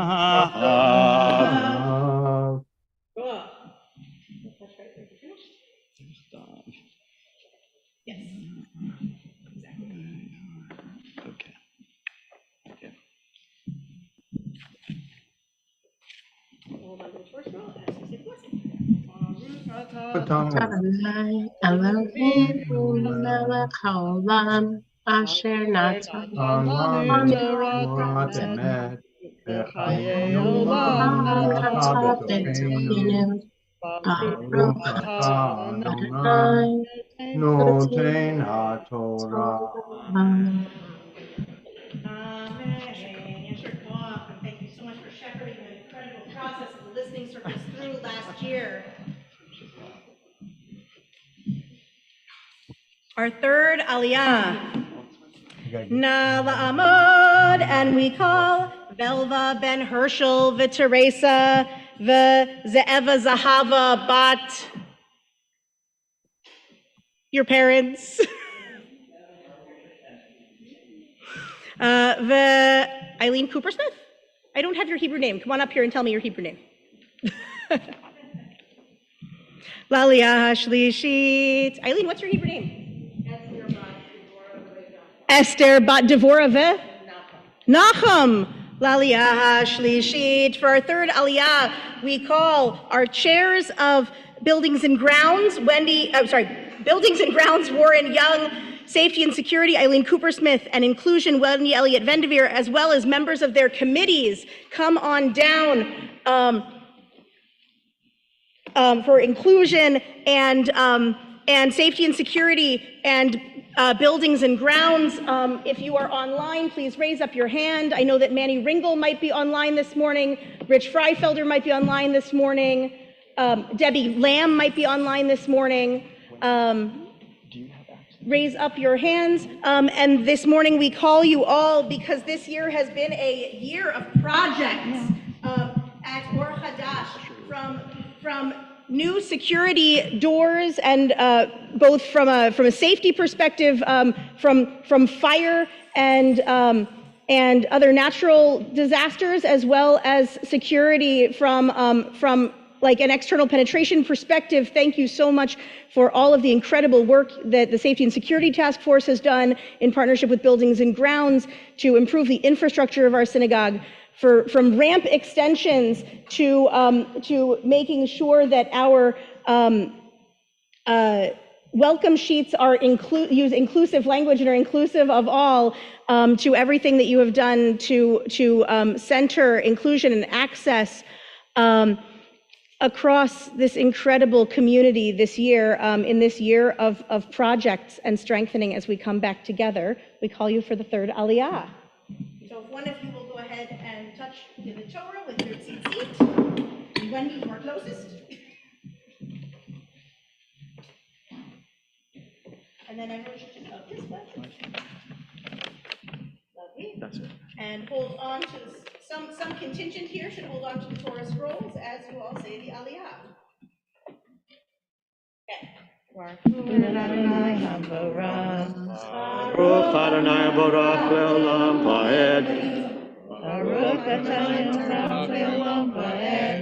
Baruch atah Adonai Eloheinu melech haolam. Asher b'levav v'toto. Baruch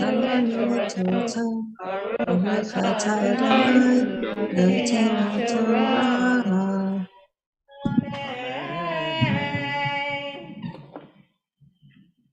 And our Torah reading continues with the third Aliyah on page 508. I'm good. Amen. Vayavo el hamakom asher amar lo haElohim vayiven sham Avraham et hamizbeach vayaroch et ha'etzim vayakod et Yitzchak beno vayasem oto al hamizbeach mima'al ha'etzim. Vayishlach Abraham et yado, vayikach et hamachelet, lishchot et beno. Vayikra elav malach Adonai min hashamayim, vayomer Abraham, Abraham, vayomer hineni. Vayomer al tishlach yadcha el hana'ar ve'al ta'atz lo me'uma ki ata yadati ki yirei Elohim ata ve'lo hasachta et bincha et yechidcha mimeni. Vayisa Avraham et enav vayar v'hine ayil Achar ne'echaz basvach bekarnav, vayelech Abraham vayikach et ha'ayir, vaya'alehu le'olah tachat beno. Vayikra Abraham Shem hamakom hahu Adonai yireh Asher ye'amer hayom Behar Adonai yireh.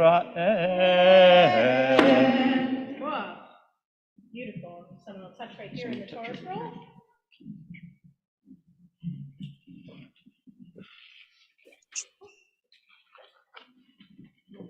scroll as the blessing is said. Baruch atah Adonai, Eloheinu melech haolam, asher nanu Torah emet, v'chayei olam nata b'tzadkenu. Baruch atah Adonai, noten haTorah. Amen. Yeshua Koach. And we're going to take a pause and cover our Torah scroll for a Mishaberach L'cholim, a prayer for healing and wholeness. And I want to invite you, if there's someone who you're thinking of who's in need of healing, healing of body, healing of mind, healing of spirit, that you share their name aloud as my eyes meet yours.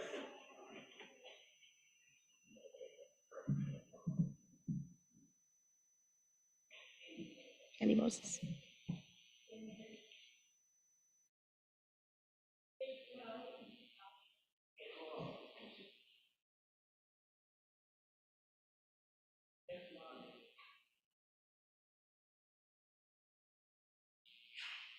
Yes, Steve? Carolyn?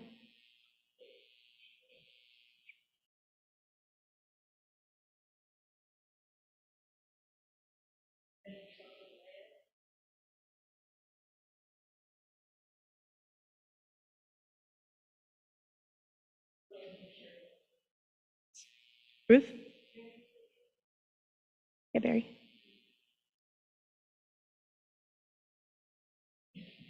Allison Tokris?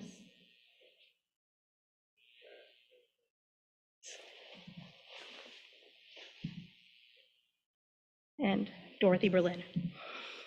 Mishaberach Avotenu Mekor HaBracha Leimotenu.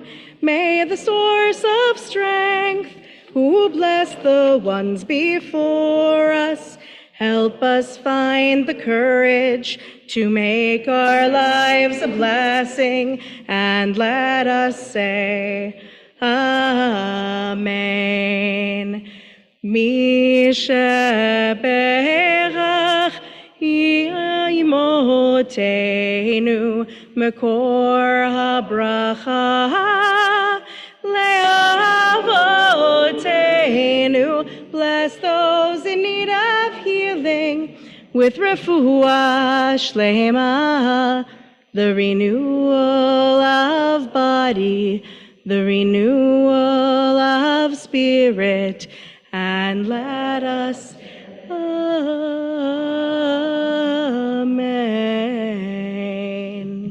And we continue with the fourth aliyah, which can be found on page 510. Nala Amad, and we call Minahelet HaChinuch, V'chevra Vad HaLimud, V'kol Sarei Limud, B'kihila Or Hadash L'Aliyah HaRevi'it. This aliyah, we call all of those who have led our educational vision in the past year. Rabbi Aaron Hirsch, ESC, our education director, ESC chairs Jen Lavenberg and Sarah Popkin, now joined by Eileen Coopersmith. Our Holocaust Education Chair, Dan Schwartz, our Adult Education Chair, Manny Rosenberg, Adult Study Chavurah Chair, Marianne Adler, Spiritual Life Committee Chairs, Carolyn Savitsky and Cheryl Burson, for this aliyah. Thank you for leading our educational vision at Or Hadash. And members of the Adult Study Chavurah, I think are actually, no, Adult Study Chavurah, you guys are next. You guys are next. You guys are the next ones. Jen online, I know Sarah's online. All right, cool. Does anyone need a sheet? We're good. You guys all brought books with you because that's the kind of people you are. People of the book. Baruch Adonai HaMbarach, Baruch Adonai Moed. Baruch Le'olam Haed, Baruch atah Adonai Eloheinu melech haolam, asher tzavanu ונתן לנו את תורתו, Baruch atah Adonai, noten haTorah. Amen. Amen. Vayikra malach Adonai el Avraham shenit min hashamayim vayomer binishpati neum Adonai ki ya'an asher asita et hadabar hazeh velo chasachta et bincha et yechidecha כי ברך אברכך והרבה הרבה את זרעך ככוכבי השמיים וככל אשר על שפת הים וירש זרעך את שער אויביו והתברכו בזרעך כל גויי הארץ עקב אשר שמעת בקולי וישוב אברהם אל נעריו ויקומו וילכו יחדיו אל באר שבע וישב אברהם בבאר שבע.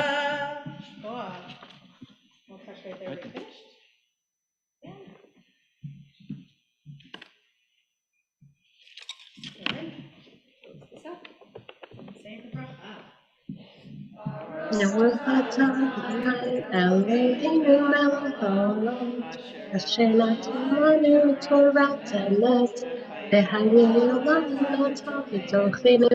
Baruch atah Adonai noten haTorah. Beautiful, and thank you so much for leading our educational vision in all the different ways this year. And if one or more of you will stay up to witness the next Aliyah, I want to call up for our fifth and final Aliyah. Na la'amod kol hamorim v'morim kol hamorimot u'melamdimot behikila kedosha hazot l'aliyah chamishit. For the fifth Aliyah, we call up all of our teachers, those who have taught or who were madrachim in our Smile School, all of those who teach in our adult ed program, who have taught an adult ed course this year, all the members of our adult study chavurah who both learn and teach throughout the year and will be teaching on Yom Kippur afternoon, Marty Jacobs for Musar and Monday Night Torah Study, Jeff Chebbett for Monday Night Torah Study and for coordinating our laning, and Rabbi Elise Wechterman, who taught on Shavuot this year and last year, and I suppose myself as well. Edith Lane, come on up. Yep, everyone who has been a teacher this year. L'aliyah chamishit. Woohoo! All right, let's do it. Marie, who's going to touch the toe? Oh, yeah, go ahead. Where you start? It's right with the paragraph right here. Is Bobby here? You're on line two. We got Marty, Sharon, Jen, Al. Al, you been teaching? Are you a teacher? All right. Echad, Shtaim, Shalosh.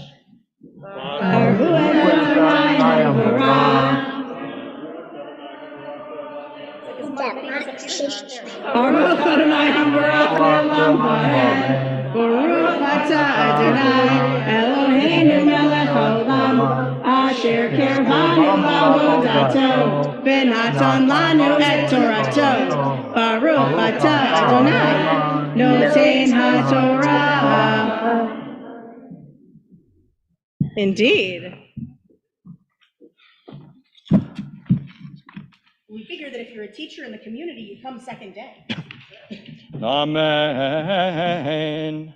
ויהי אחרי הדברים האלה ויוגד לאברהם לאמור הנה ילדה מלכה גם היא בנים לנחור אחיך את עוץ בכורו ואת בוז אחי ואת כמואל אבי ארם ואת כסד ואת חזו ואת פלדש ואת ידלף ואת בתואל ובתואל ילד את רבקה שמונה אלה ילדה מלכה לנחור אחי אברהם ופילגשו ושמר אומה ותלד גם היא את טבח ואת גחם ואת תחש ואת מאחה.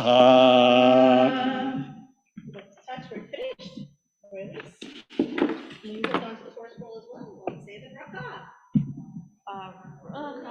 And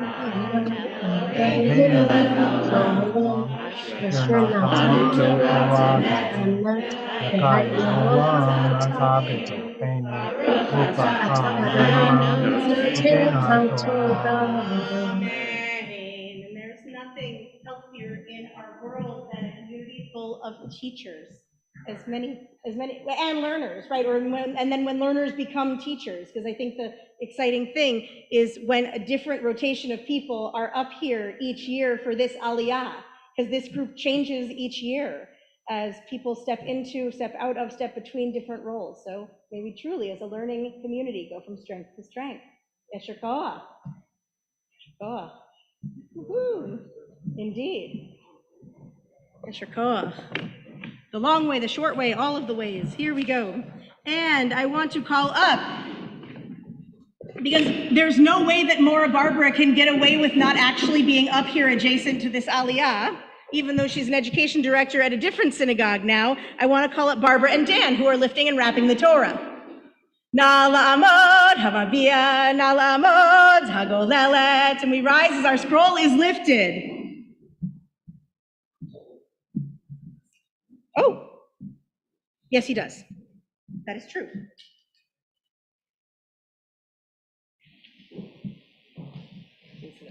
He's lifting, you're wrapping. Okay, good to know. It's the heavy scroll. Oh, good. Mhm. We're fasting. Mhm. No, you're not.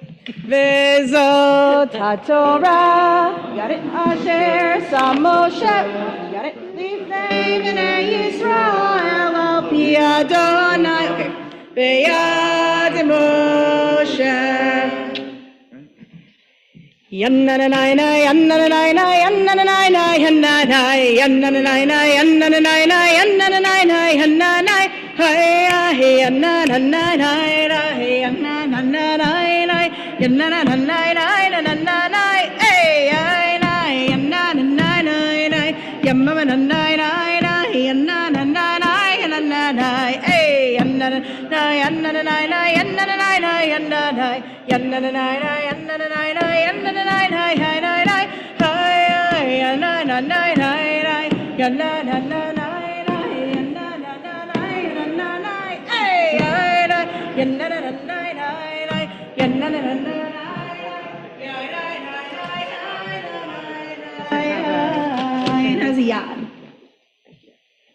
we can be seated.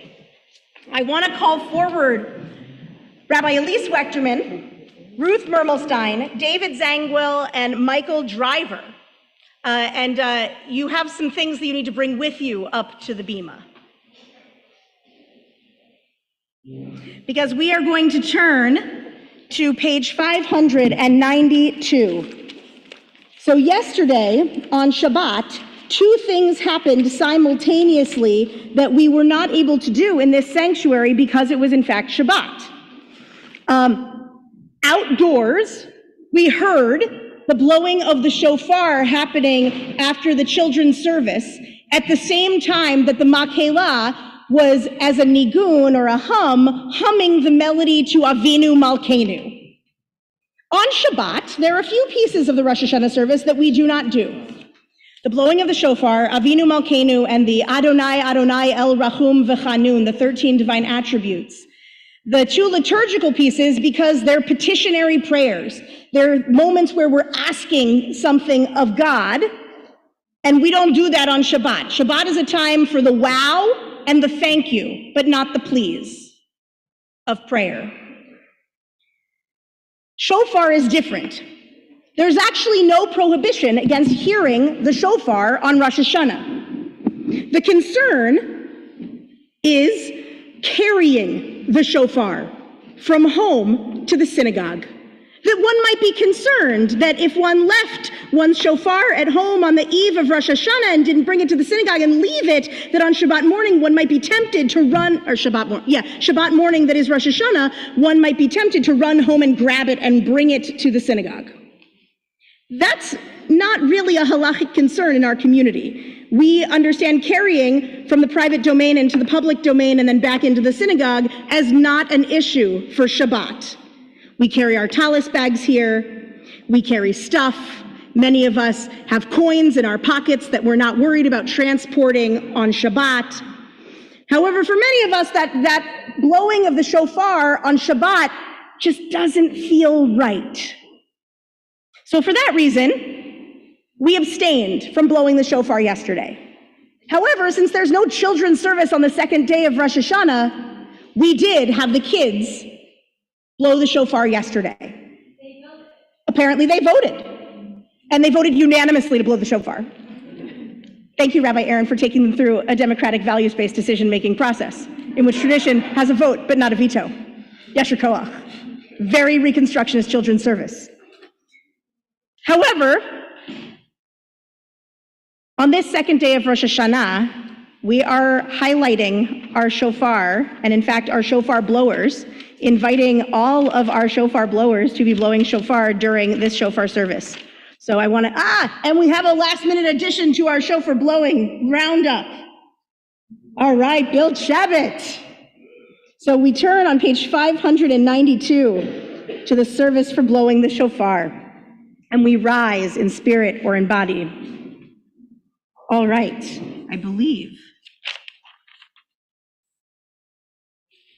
I do. I think I, okay.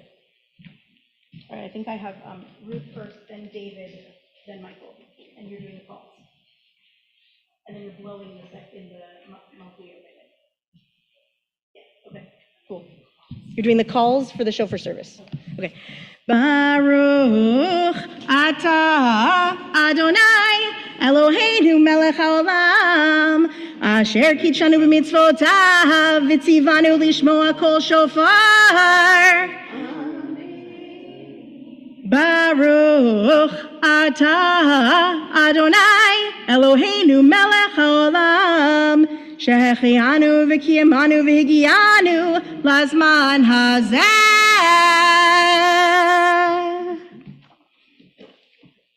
I have Ruth.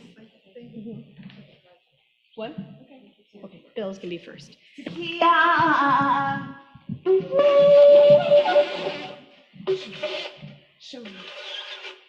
Shavarim teruah.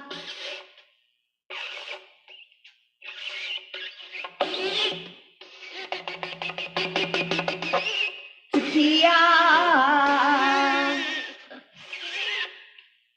Go up, Ruth. Tekiah.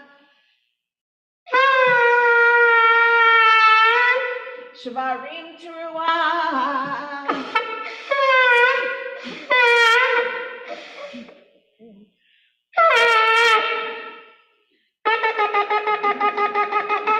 Tekiah.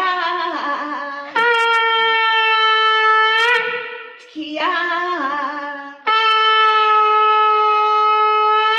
Shavarim teruah.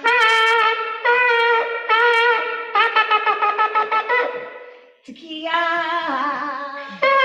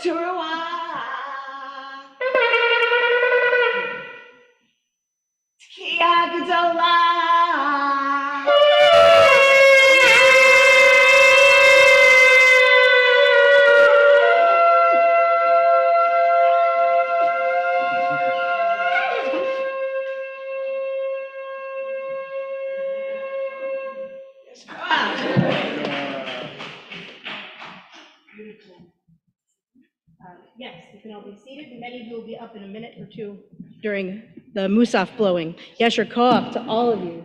Yesher Koach. Yesher Koach, Bill. Beautiful. Beautiful. This, we can be seated.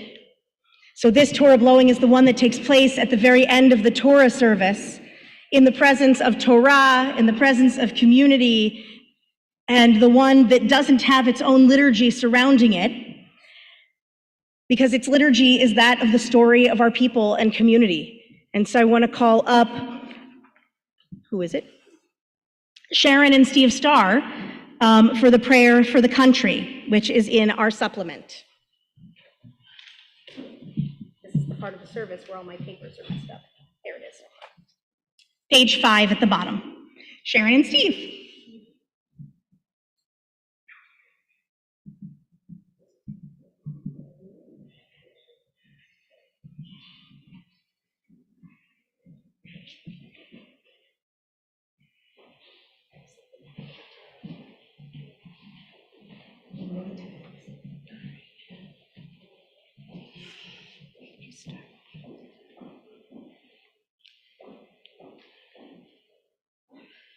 What do I desire for my country?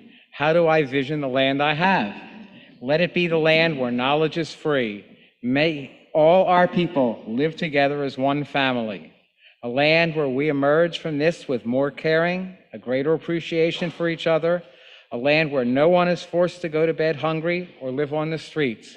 A land where everyone loves themselves well enough to love their fellow human beings as themselves, as we are commanded. A land with a wise, humane leader to serve as a role model for the country. A land where our leaders speak the truth.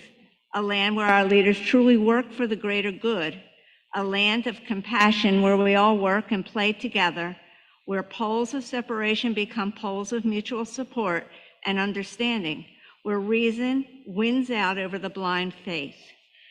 Where we recover our historic genius for voluntary community commitment, where our vision is restored to embrace humanity, inclusiveness, and empathy. A land where the light within each of us can begin to illuminate the world.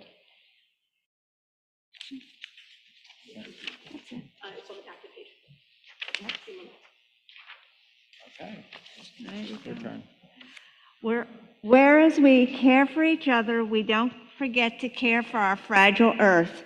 Where there is equitable medical care for all, a land where we have economic security and justice for all. A land where kids are free to be happy and thrive and grow. A land that once again welcomed the huddled masses yearning to breathe free. Empathy. Where we all have the support and love of our community.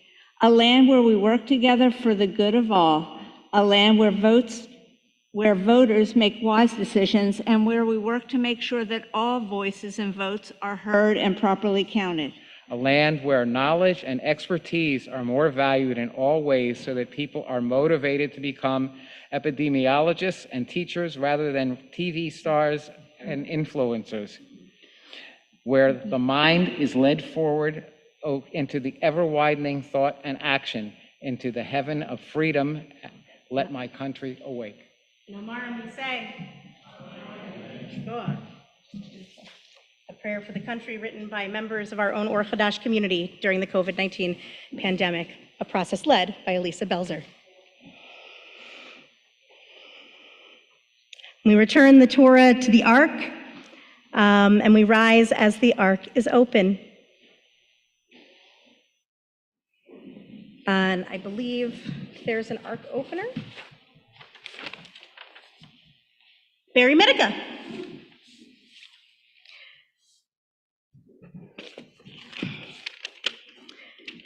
Page 598. Ya hallelu et Shem Adonai, ki niskav Shemo levado, hodo haleretz v'shamayim, vayarem keren le'amo, teila lecho chasidav, Livnei Yisrael. If you want to, go for it. Hallelujah.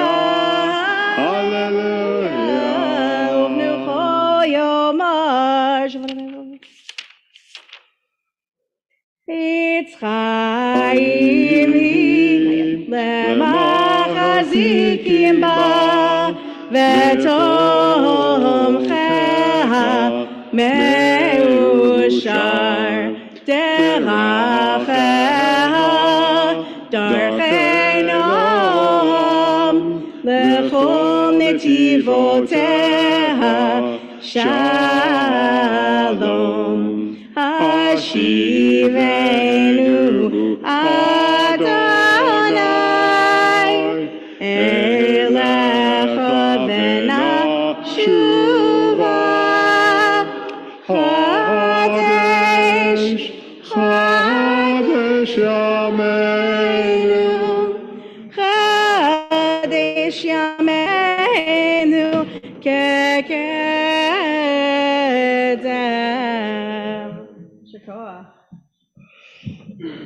We're actually going to remain standing as we turn to page 612 for the great Aleinu at the beginning of Malchuyot. I'm going to call a couple of people up here to be here and ready for this section of the service. I want to call Barbara Weissman forward, who's going to be calling the shofar calls throughout the service. Oh, Madam Shofar, do you want to reprise your role? Yeah.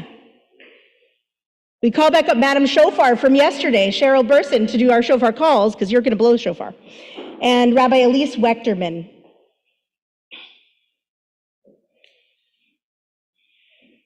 And so this Aleinu, the great Aleinu, recited at this point at the beginning of Malchuyot, is that full prostration Aleinu. If you are someone for whom a full prostration is meaningful and safe for your body, I want to encourage you to maybe find an aisle or some of the space here in the front. However, full prostration is not required at any time. It's an intention, not a stretch goal. The idea is that we are in this space of malchut, of sovereignty, also of surrender, of knowing that when we fall, we are held. When we need support, we're sturdied. And when we fall on the ground, there is sturdiness there to hold us and hug us. It is that intention of malchut that we hold as we turn to page 612. Aleinu l'shabeach l'adon hakol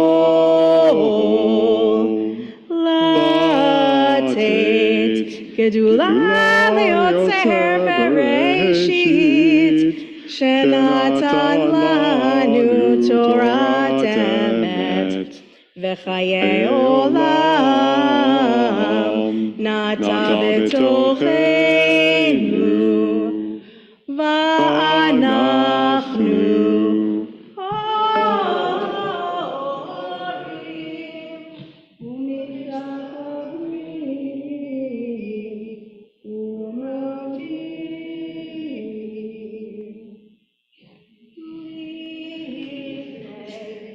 Melech Malchei HaMelachim HaKadosh Baruch Hu Shehu notei shamayim v'yoseh ha'aretz u'moshe v'yikaro b'shamayim na'u Yimloch בכבוד, ככתוב בתורתך, אדוני ימלוך לעולם ועד.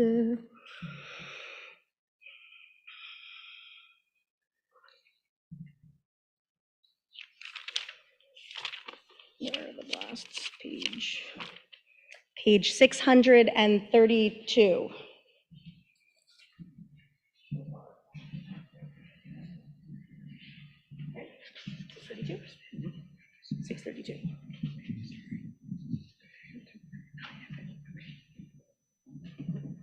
Tekiah, Shfarim Teruah,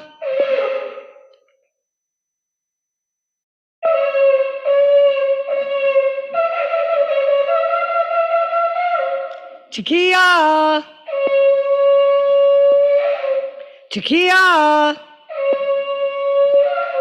Shvarim Teruah.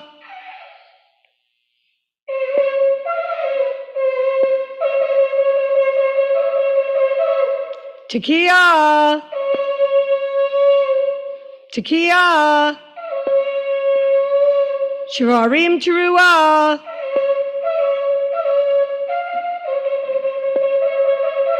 Tekiah. Wow. Beautiful. Vivian Kane and How We Learn, come on down. So we turn together to page 650. Vivian. Oh, you are done now. Actually, why don't you stay up here because we'll all do the Gedolah at the end together. Yeah. No, you're still here.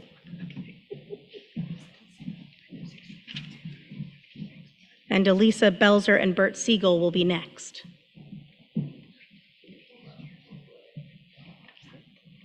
Out of the debris of dying stars, this rain of particles that waters the waste with brightness. The sea wave of atoms hurrying home, collapse of the giant unstable guest who cannot stay. The sun's heart reddens and expands. His mighty aspiration is lasting, as the shell of his substance one day will be white with frost. In the radiant field of Orion, great hordes of stars are forming, just as we see every night, fiery and faithful to the end. Out of the cold and fleeing dust that is never and always, the silence and waste to come, this arm, this hand, my voice, your face, this love.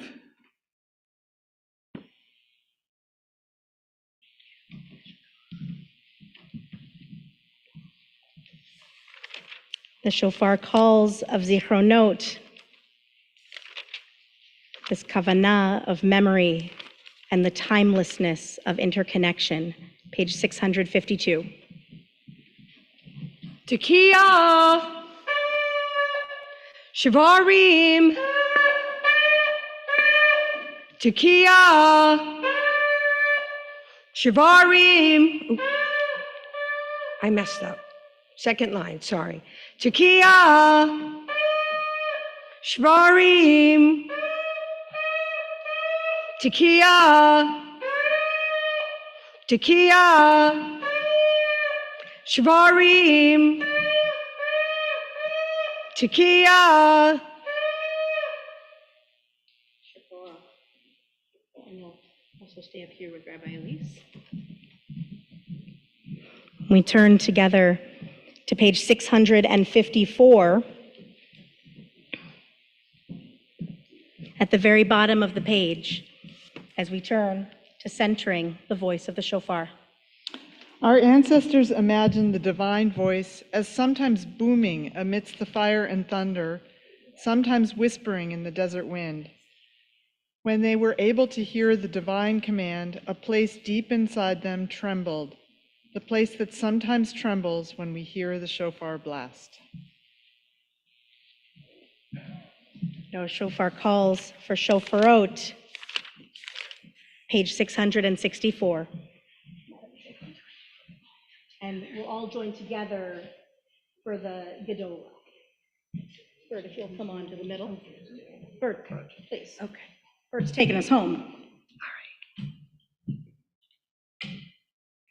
What an honor to be up here with Bert. Just saying. And my thought mind, real loud. Okay.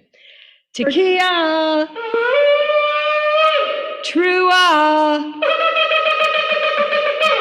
Tekiah. Tekiah. Teruah. Tekiah. Tekiah.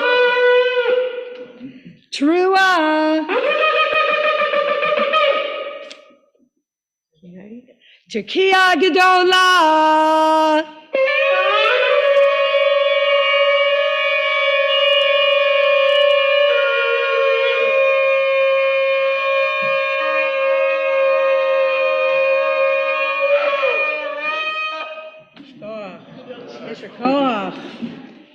To all of our shofar blowers, and as well to one that did not blow on the bima this year, to Noah Fierman Bonislavsky, who is a fifth grader, just started fifth grade, and he learned to blow shofar this summer and blew yesterday in the children's service, and we hope will be on the bima with us beginning next year.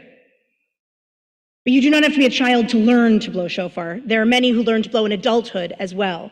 Yesher koach to all, new, not so new, all of us helping to fulfill this mitzvah of hearing the shofar.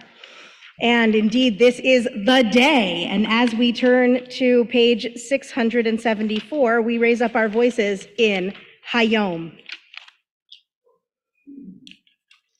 Hayom, Hayom, Hayom, Hayom, Hayom, Hayom, Hayom, Tevartenu, Amen. Hayom, Hayom, Hayom, Hayom, Hayom, Hayom, Hayom, Hayom, Tevartenu, Amen. Hayom, Hayom, Hayom, Hayom, Hayom, Hayom, Hayom, Hayom, Tigalenu, Amen. Hayom, Hayom, Hayom, Hayom, Hayom, Hayom, Hayom, Hayom, Tidrashenu Letova, Amen. Hayom, Hayom, Hayom, Hayom, Hayom, Hayom, Hayom, Tichtevenu Lechayim Tovim, Amen. Hayom, Hayom, Hayom, Hayom, Hayom, Hayom, Hayom, Hayom, Tishma Shabbatenu, Amen. Hayom, Hayom, Hayom, Hayom, Hayom, Hayom, Tkabel berachamim, berachamim uvratzon et tefilatenu, Amen. Hayom, Hayom, Hayom, Hayom, Hayom, Hayom, Hayom, tiftechenu b'mitzidkecha, Amen. You may be seated.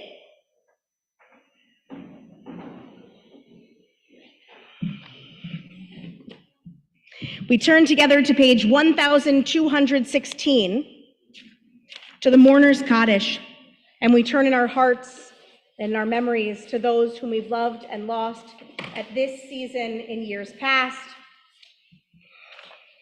This week, we remember the Yortzites of David Gewurtzman, father of Steve Gewurtzman, Elaine Adler, mother of Joe Adler, Helena Pelovitz, mother of Ann Davis, Richard Raisman, brother-in-law of Lucy Raisman, Barbara Hoagland, mother of Jennifer Hoagland, Flori Magassini, aunt of Barry Bell, Thelma Tchaikovsky, mother of Ellie Rosenberg, Sylvia Gantman, mother of Debbie Levin, and Ron Fishman, father of Erez and Rebecca Fishman Cohen. We also mark the Yortzites of those, or not the Yortzites, we also mark the memories of those who are no longer with us in this room, those with whom we used to sit, used to daven, folks whose families sat near us. We hold their memories especially alive on this holiday, and especially as well two members of our congregation who have passed in the past year, Robert Goldberg Alberts and Eileen Jaffe. And if there are others who you're remembering on this Rosh Hashanah, I want to invite you to share their names. Yeah, Joe. Thanks. Yeah, Eileen. Yeah, Diana. Yeah, Elisa. Oh, I'm so sorry, Elisa. Yeah, David. Yeah, go ahead, Sharon.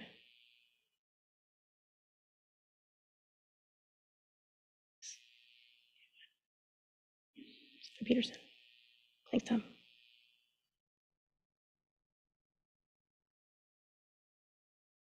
Thanks. And Sharon actually just wrote Grandpa into the chat. Stanley Nirenberg. So I invite mourners and those observing a yortzeit to rise in spirit or in body for Mourners Kaddish, page 1216, as well as those whose tradition it is to rise for Kaddish. Yitgadal v'yitkadash shemei Rabbah. Amen. Be'alma divrach chirutei v'yamlich malchutei. B'chayechon uvyomechon uv'chayei dechol beit Yisrael. Ba'agala uvizman kariv v'imru. Amen. Yehei shmei Rabbam vorach leolam ulalmei almaya. Yitbarach v'yishtabach v'yitpa'ar v'yitchomam v'yitnaseh. V'yithadar v'yithaleh v'yithalal shmei dekudsha b'richu. Le'ela min kol birchata v'shirata. Tush b'chata v'nechamata da'amiran be'alma v'imru. Amen. Yehei shlama rabba min shemaya. V'chayim aleinu ve'al kol Yisrael v'imru. Amen. Oseh shalom b'mromav. Hu ya'aseh shalom. Aleinu ve'al kol Yisrael ve'al kol yoshvei tevel v'imru. Amen. May their memories be a blessing for all of us. A few announcements before we end. First of all, Kiddush will be in the community room following services, and at 2:00 p.m. we will regather along with some other folks who are not here but will join us there at Loch Alsh Reservoir for Tashlich. Joining us at Tashlich will also be Debbie Carl on ukulele for some singing by the waterside. Please join us for this ritual. It's a really, really beautiful and wonderful and tactile interactive one as we metaphorically cast our deeds from the previous year into the flowing waters. Please join us. There are directions to Loch Alsh Reservoir on handouts as well. It's just about 6 or 7 minutes from here on the tables outside and in the solarium table outside. Great. As well, I am highlighting a different one of the Adult Study Chavurah talks at each of the services. Adult Study Chavurah will again be teaching in the afternoon of Yom Kippur, anchoring our Yom Kippur afternoon learning. I believe, Stephen, are you teaching Book of Joshua? Are you teaching? Stephen Starr will be teaching on the Book of Joshua. Learn how the Book of Joshua is a bridge between the Torah and entering the Promised Land and why it is important to us today. If you missed my announcement about Marianne's, ask Marianne about what she'll be teaching. I announced it yesterday. Smile School begins on October 1st. We're looking forward to a wonderful year, and it's not too late to register. If you have not yet registered your children for our religious school, or if you have friends or neighbors who are looking for religious school, please be in touch with Rabbi Aaron Hirsch to learn more about Smile, or grab one of the wonderful handouts and snap the QR code to go straight to the website to learn more about Smile School. It's a really wonderful, inclusive, warm, and loving program where our kids really thrive, grow, and learn and connect with their Jewish tradition and heritage. I want to offer a couple of thank yous. A big thank you to all of our ushers and greeters this morning, both out in the solarium and online. I want to thank especially our online greeters. Today we tried an experiment of having no one at the tech table, but 3 very competent online Zoom hosts, and it worked. I want to give a big yesher koach to them, to Sharon and Jen and Kim for that. I also want to thank Sharon Starr for being the person in charge today for all of the logistics around the synagogue. Thank you to Sharon for that. And as well, I want to thank all of those who were our physical in-person greeters and ushers this morning. Thank you so much. I want to thank Jeff Chebbett for beautiful Torah reading today. Our 7 wonderful Baalei Tekiyah, raising up the voice of shofar for all of us today, and also to Noah for blowing shofar yesterday, and to Bill Chebbett, who joined us on the bima to blow shofar today. Yesher koach to all of you and to everyone who took an honor today to open the ark, to share a reading who participated in the discussion and brought your whole selves to this service to make Rosh Hashanah especially special for all of us. We close our service this morning with Achat Sha'alti, our psalm for the season, page 1218. What did I forget? Rabbi Alanna?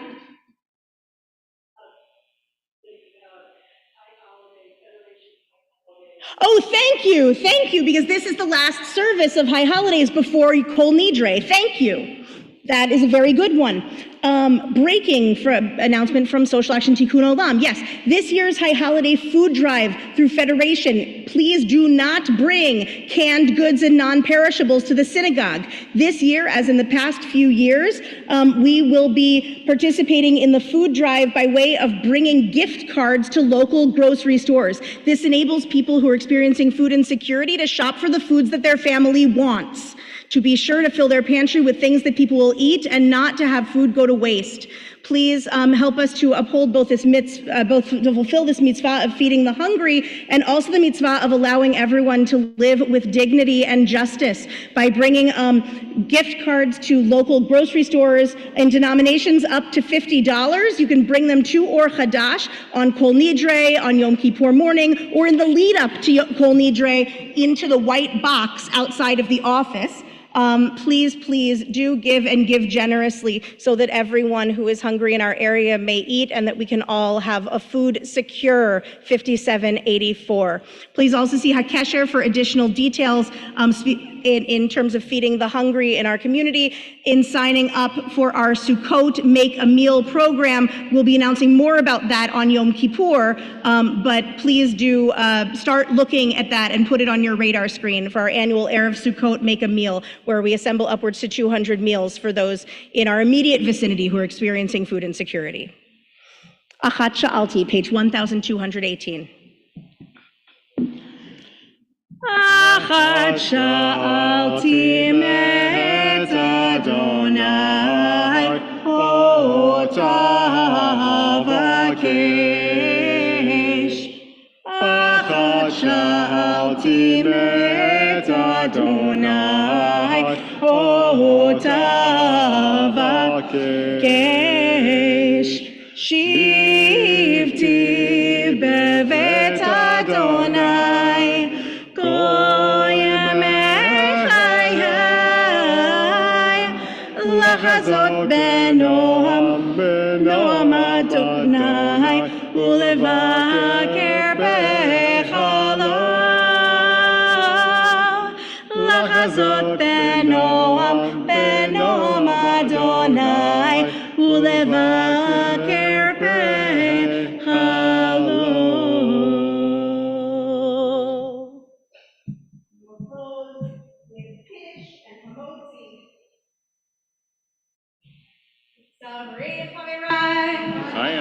Baruch atah Adonai Eloheinu melech haolam borei peri hagafen.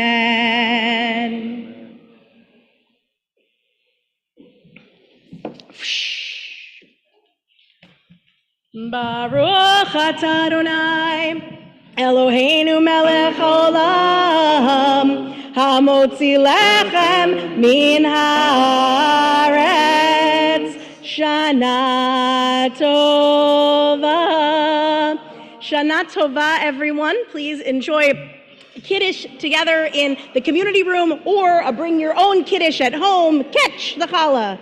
Catch. And we'll join back together at Lach Alsh at 2 p.m. Shana Tova.